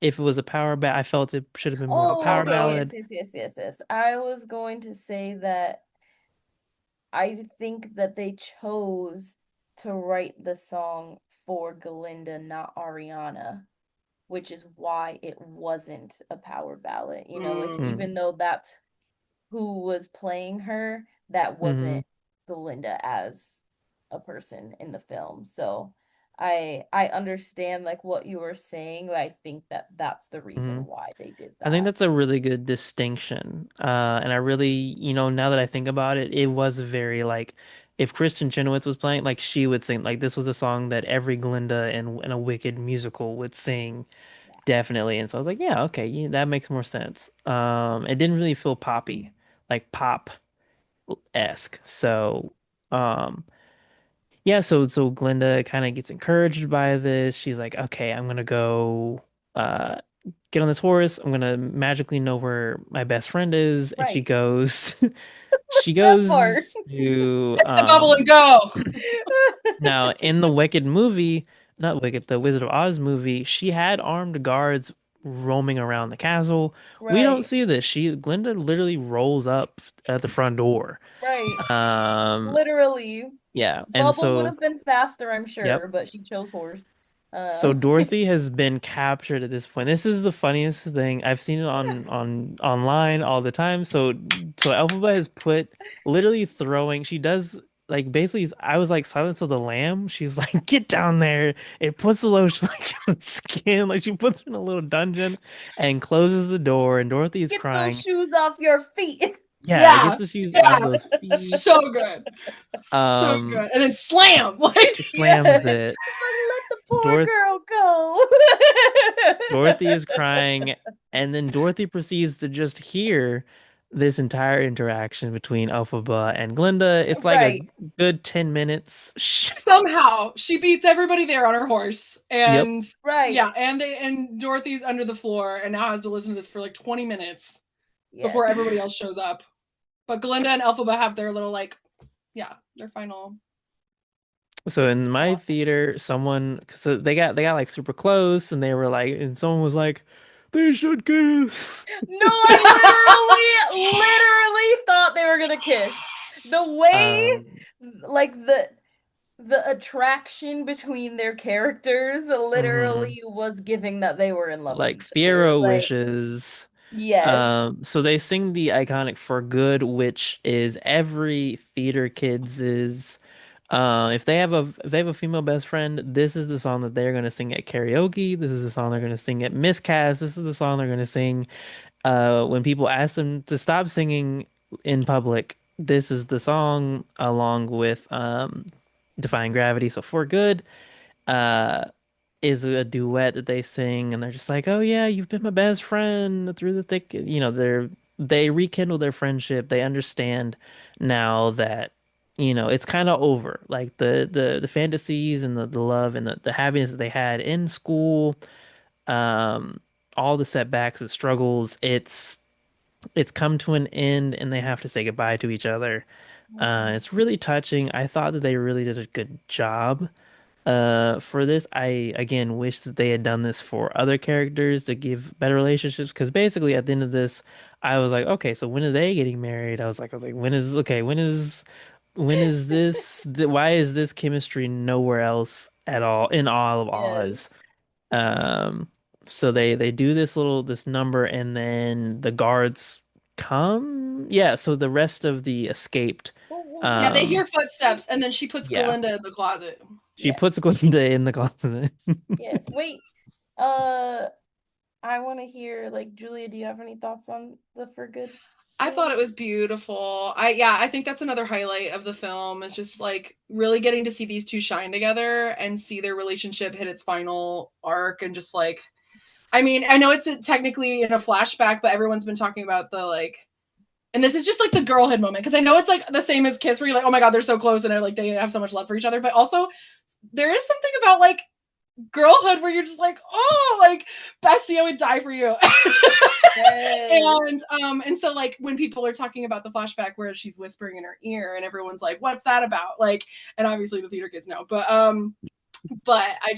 I think it harkens all back to this just like the friendship that's at the heart of it. And that's like if you stripped away all their titles and their magic and their status and their whatever, it's just two girls who like low-key just want to get back to being schoolgirls again, who just like want to be friends, who just Right. want to like, they don't want to be here fighting over boys or whatever and like caught up in the drama. Exactly. They're like, it's too late to go back now. So now we have to kind of commit to where we're going. And it's beautiful because so Ariana gets shoved in the closet. And we get another Hunger Games flashback. We get another, not flashback, Hunger Games, like jump cut of like action happening and not really Yes. seeing what's going I on. loved it though. I loved the way that they did it. I I love thought it them was showing her really good. perspective rather than rather Right. than showing kind of like when I said jump cut, I meant like the scarecrow. Like you said, they didn't really show a lot. They just kind of like did these little Right. hints and flashes of like whatever. But seeing it through Galinda's eyes, which is not something that I feel like you could have accomplished this moment from like a stage unless you really like Yeah. darken all of it and really hone in on like the one person, because her reaction to like hearing her friend die and like Right. and just that heartbreak of being there for it but knowing you can't do anything to stop it. And I think that was I definitely, if I cried anywhere in this movie, it was towards the end here. Oh yeah, I definitely cried during For Good. I mean, I had makeup on, and so like I was like tearing up, but trying not to let the tears come out. So I'm just like, but I definitely would have bawled during this I did scene. not cry.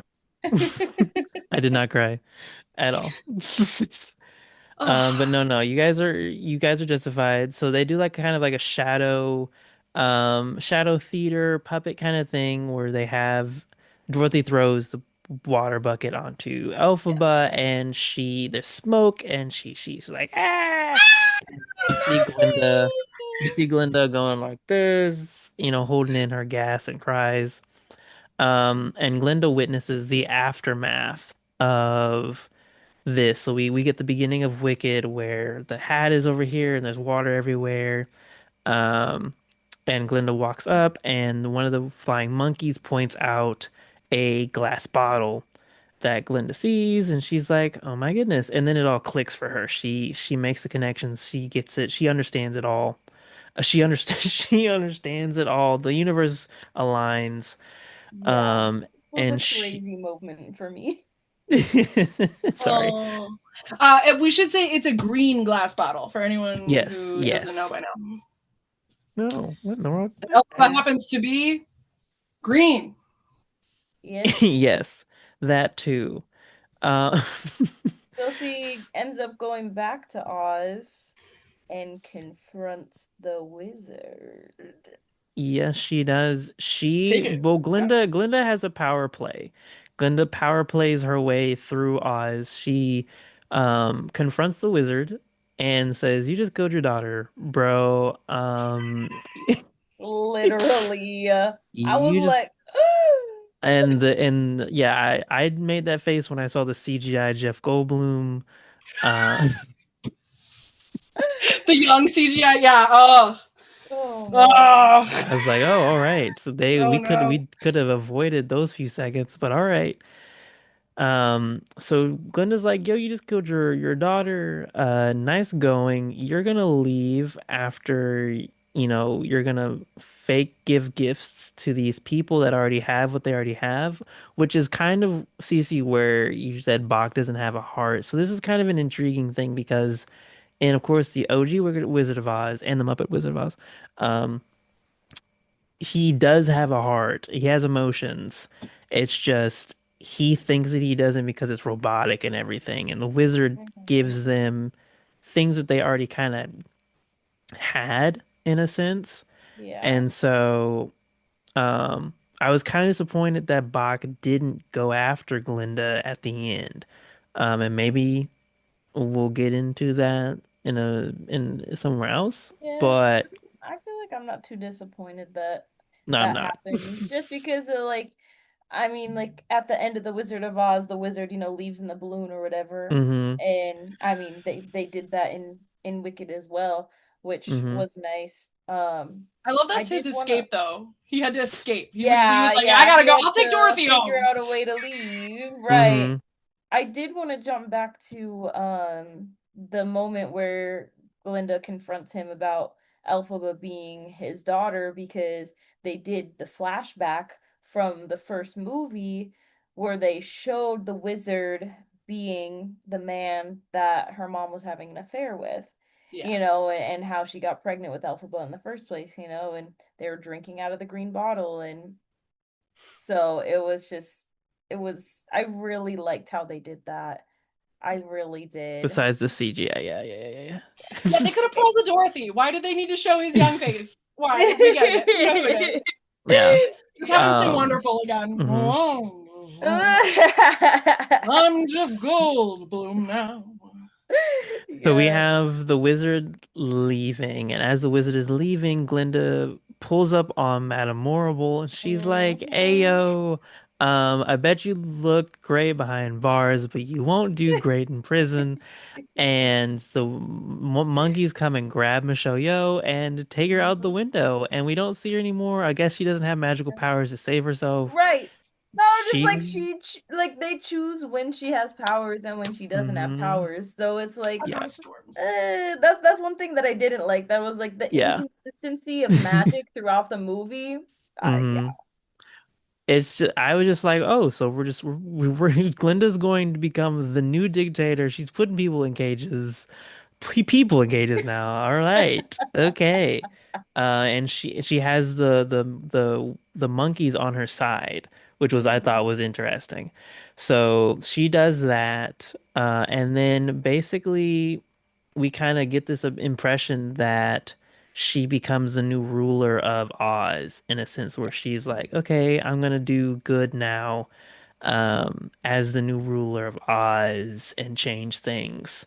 So that I thought that was very interesting to kind of leave it there. And then of course we see that Elphaba is still alive. Whoa. So What? I yeah. had a Wait, feeling. but who comes to go get her? Well, first of all, sorry, I'm gonna rewind it a little bit too. Sorry, Cece, I'm gonna It's throw it okay. to you. No, you're good. Um, the when Glinda leaves, she leaves the hat. She leaves the hat like on top of the trap door. She takes the green bottle and she leaves the hat. So then, who comes back later but the Scarecrow and opens the door, and she comes out and sees that it's Fiero the Scarecrow.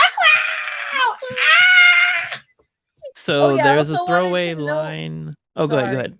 I also wanted to note that by Glinda doing good, she let the animals back into society. Yes, That was she her like did. good deed.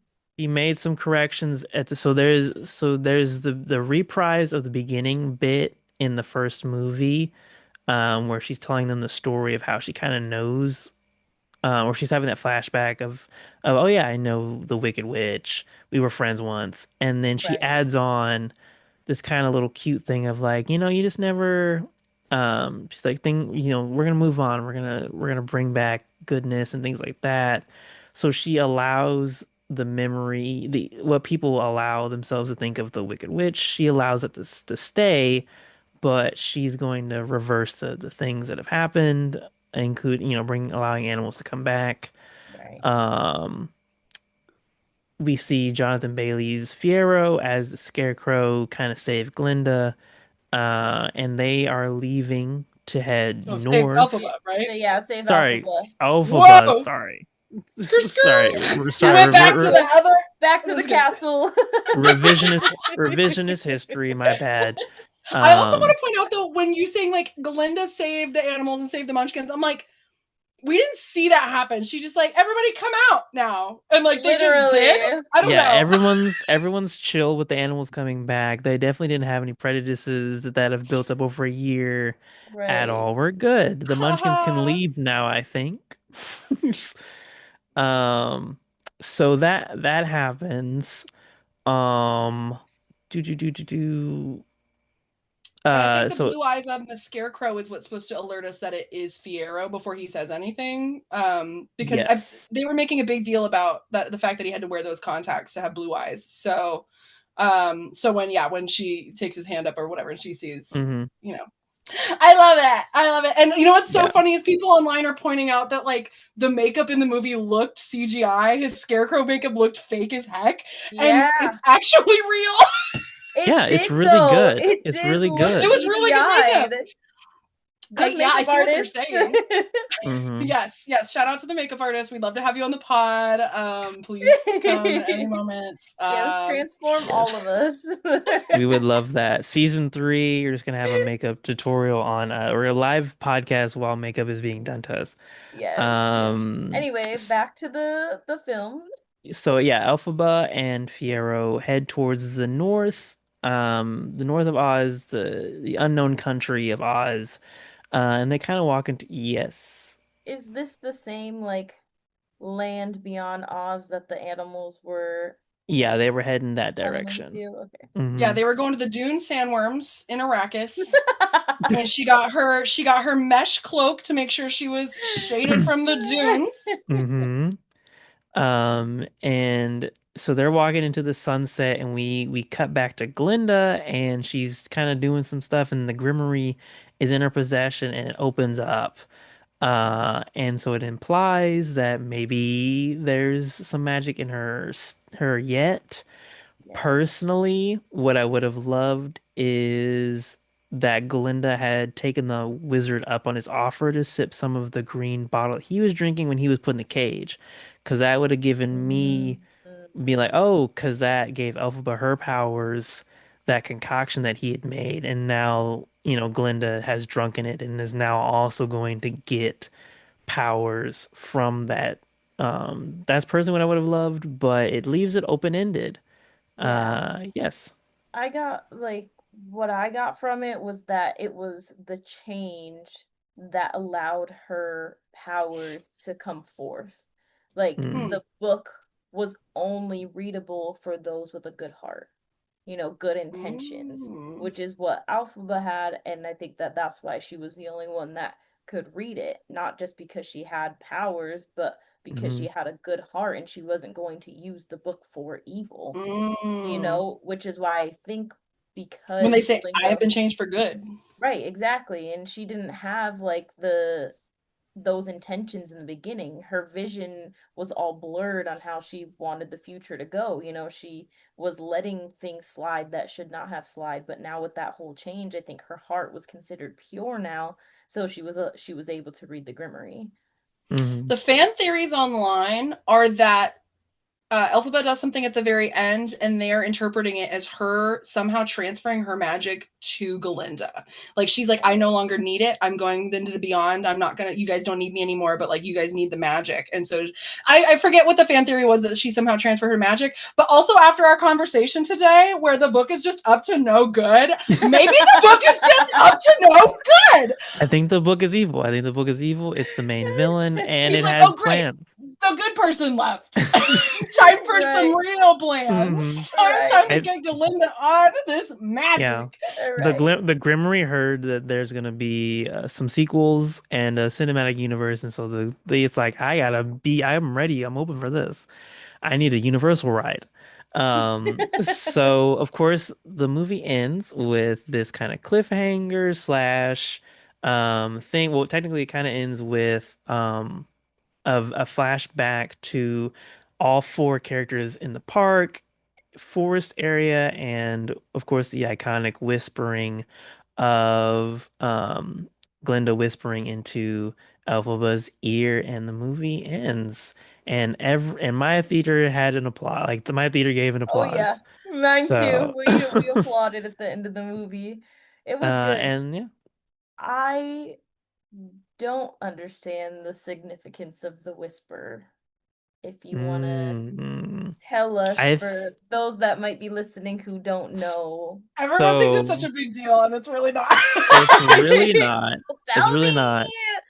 I And don't know. I almost don't want the listeners yeah, to know. I feel like they shouldn't get that. the main reason for the whisper is what's that? Hold Oh, on guys. gotta go. We got cows. The producers are telling me that we have to wait for season 3 of the Giddy Gigmeister podcast to reveal what the whisper. Dang, oh, that's dang it. Oh Gosh well. darn it, producers. Gotcha. Can you Glenn Powell Mm, tell me? No. yes. I want to tell Oh, Cece. go ahead, go ahead. Okay, future JCAT, cut this part out. So Uh, everyone's like, "What did she whisper? What did she say?" And that's like not the point, which is so funny because everyone just wants Yeah, spoilers. okay, people are okay, having okay. like a seven moment where it's like, what's in the box? Where it's Okay, like, okay. what did she whisper? What did she Yeah. whisper? So now you're in on it. Okay, Yeah. cool. Yeah. Thanks. It's that Anyway, simple. we did it. We made it through the And whole that is a movie. full recap of Yeah, you could have Wicked just Part watched it 2. in the You two could have hours just that we talked. Literally in the amount of time it took us to talk about it. Don't yeah, but worry, JCat's on it. you wouldn't have gotten this pristine commentary track, basically. So if you want to watch Wicked for Good while listening to us horribly talk about it out of chronological order, this is your moment. So let's start with the non-believer Cece. Sorry. What am I a non-believer of? Yeah, why are we Yeah, why questioning the am I the non-believer? What's going on? non-believer? The non-believer and going to go see the actual stage production of Wicked. What? I am not a CG. non-believer in going to see Wicked. I've been Where's trying to your proof? see it. Where's your proof? Unorthodox. Oh, my bad, my bad. Oh, you want to Unorthodox. see my Ticketmaster? I have it hearted, waiting for them to bring it to me so I can see it. But Cece, what were your overall thoughts on Wicked for Good and, just the two movies? What were your thoughts overall? Um, Overall, I would say that I am pleased with what they made. I think the quality of the first movie was better than the quality of the second movie, in my personal opinion. Um, I do agree that the second movie felt rushed.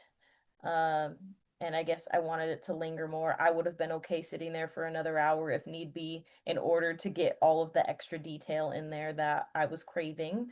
Mm. Um, I really liked all of the surprises that came in the second movie and all of the ties to the Wizard of Oz and how they played that through. I genuinely enjoyed all those connections and the flashbacks and things like that. So, overall, I'm very pleased with both products. I'd say the first movie's a 10 out of 10 for me, and the second movie, I'm gonna give like an 8 out of 10. Wow, an 8. I wasn't expecting that Wow. high, to be honest. Okay. Okay. I was like teetering on 7 or 8, and I was like, well, I feel like I said more good things than bad things. So, other than Nessa's a bitch and I hate her. Um Valid, valid queen. Yes. Anyway, Cece's glad next. that Nessa Rose is dead. Julia, what were your thoughts on the Wicked for Good movie? I knew exactly what I was getting into. I didn't have my hopes up. I didn't hype part two, and I got what I wanted. So I think if anything, the only little surprise for me in there was just how beautiful Glinda's wedding was. I was just really relishing that. I forgot that it gets destroyed, so I was just like, wow, like living in the magic of that. And I think it's crazy. I was pointing out to my friend, I was like, in the first movie, I found myself identifying more with Elphaba, and in this movie, for whatever reason, and maybe just where I'm at in life, I found myself more identifying with Galinda, and I was like, I don't know why that is, and I don't know if that was the filmmaker's intention or if like I don't know, but that's where I found myself gravitating. Like it's interesting because Hmm. you'd think you'd stick with the same character maybe all the way through, but they do take lots of twists and turns. And yeah, did we need Jeff Goldblum? No. Thank you. Next. And also, Wow. what did they do with the tulips? Where are the tulips now? They grew like 12 million tulips or something Hmm. crazy for this movie. Yes. Honestly, Where are they yeah. now? Where are the tulips? Where Where are the tulips? are Where are the the tulips? tulips? The world may never know. Jeez, Louise. All right, Yeah, they JCAT, just they your just turn. showed up in some guy's lawn. He just wakes up, his HOA is knocking on his door. It's like you sir have an obscene amount of tulips um against HOA J-Cat, what about guidelines. you? So here's a tough thing. I was kind of disappointed with this movie um because the first movie had made such it was so good in a much more subtle way. And the choreography, like the songs felt more natural. This movie, it felt like there was a guy standing in the corner with the track button, and when they started singing, I heard that track come in, and it like took me out of the movie. Like Ooh. I was taken out of it. I was like, okay, this is a track. This isn't the score. This is just a track playing. It didn't feel natural. It didn't. The first movie just felt so like lively. It had a different kind of Mm. life to it, and this movie, it felt like they didn't expect for the first movie to do so well. And so when this movie was in its production, they were like, well, now we have to make it a global phenomenon. And it felt like someone came in and was like, we need to make it safe. Like we need to make sure that we make a lot of money again. And that's what it kind of felt to me is that they softened a lot of things um to please as many people as possible. And the first What do movie you think kind of they felt softened? Sorry, I not to jump just into you. I want to know. I'm like no, specifically I what? felt like they Because we started on the softening politics and stuff too, and yeah. they didn't necessarily give a They didn't satiating like ending to that. So I didn't know if that yeah, was. they kind of because the original Wicked musical was very political.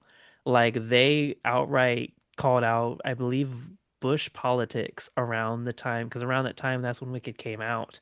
and they made a lot of comparisons of presidents and social things. So like that wasn't new to me, but it felt like they had really everything. Like in the first movie, they had a lot of allegories about race and accepting yourself and believing in yourself, and being popular versus being unaccepted, and being different in society and being looked at weird, and being so all these things. And then this movie kind of felt like they had nerfed all of what the first movie had kind of set up, and just were like, let's just kind of smooth it over so that everyone can kind of have a piece of the pie, instead of being like, we made this really delicious pie and we know only certain people are going to really love it. Um, and that's okay. We're fine with the leftovers. We're fine if there's leftovers. They were like, no, everyone's going to eat. Everyone, everyone's eating. As if musical theater's for everyone in the Yeah, first it's just place. like Right. everyone's eating. No Russell Crowes here. Everyone's eating. And so like it's just like everyone just kind of got nerfed in my opinion. And I felt a little disappointed because I was kind of hoping for more risks, more just more. I think I wanted more from it than what it gave.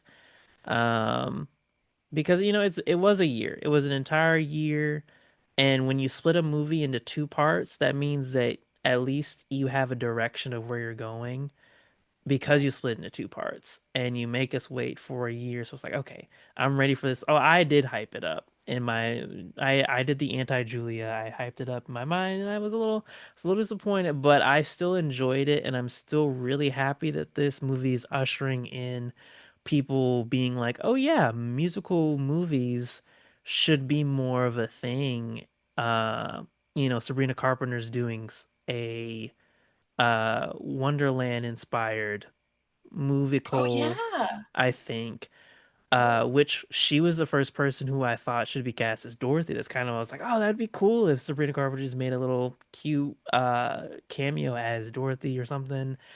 Um, and I know in the books they had, I think the Tin Man and the Cowardly Lion and the Scarecrow, they all become leaders of different parts of the cities and the towns. And I think they expand more in the books. So I was intrigued to see if they would kind of go outside of the box. They added two new songs. What else would they add? And they just kind of kept it very cookie cutter to They please slapped a as many bow on it. people. Yeah, so I was a little disappointed, but I really enjoyed it. I will say that seeing Wicked with you guys was one of my favorite experiences. I loved it. And so I was Yes. very sad when we couldn't see it I was together. so sad. Um, Yes, this is canon. We did go separately to see part two. yes, so sorry. But what I will Yeah. say is that this opens up a lot more opportunity for more movie musicals to come up in the future that we could all go see together, and possibly do this again if you guys like this. This was kind of fun. This was really fun. I liked dissecting this movie with you guys. And yeah, we won't keep the viewers and listeners here too long, but this was our Wicked Part 2 analysis. Do you guys have any famous last words in vein of Wicked Part 2? I can go. I already know what mine is. Perfect. This really touched me because I I strive to be a better person every day in my life, even if that's 1% better each day. um, I I try to lean towards that. So I will say you can change for good. Oh. Oh.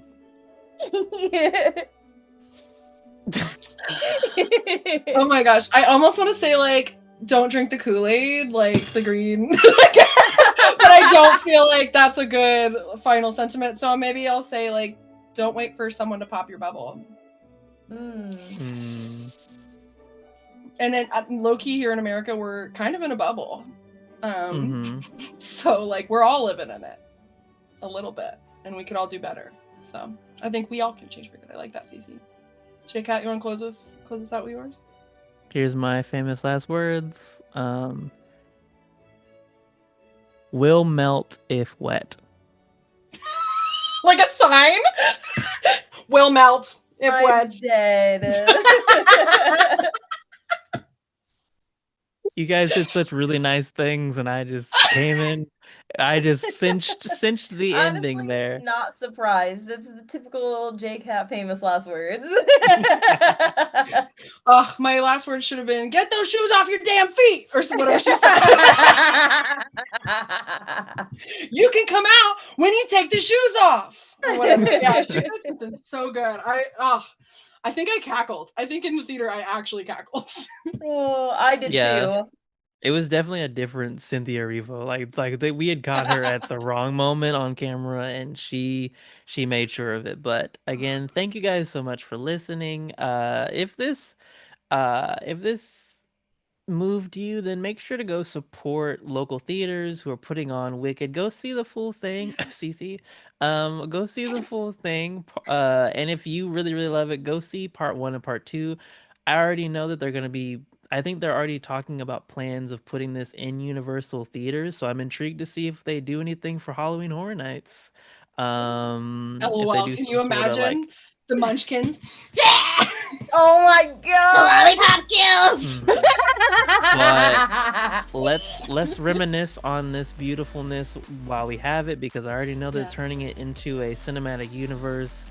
I already know it's gonna Yes. get sequels. It's made too much money, and they're already making a prequel book from the original author. So things are already in the works for this to be ruined by corporate America. So yay! Cherish it while you have it.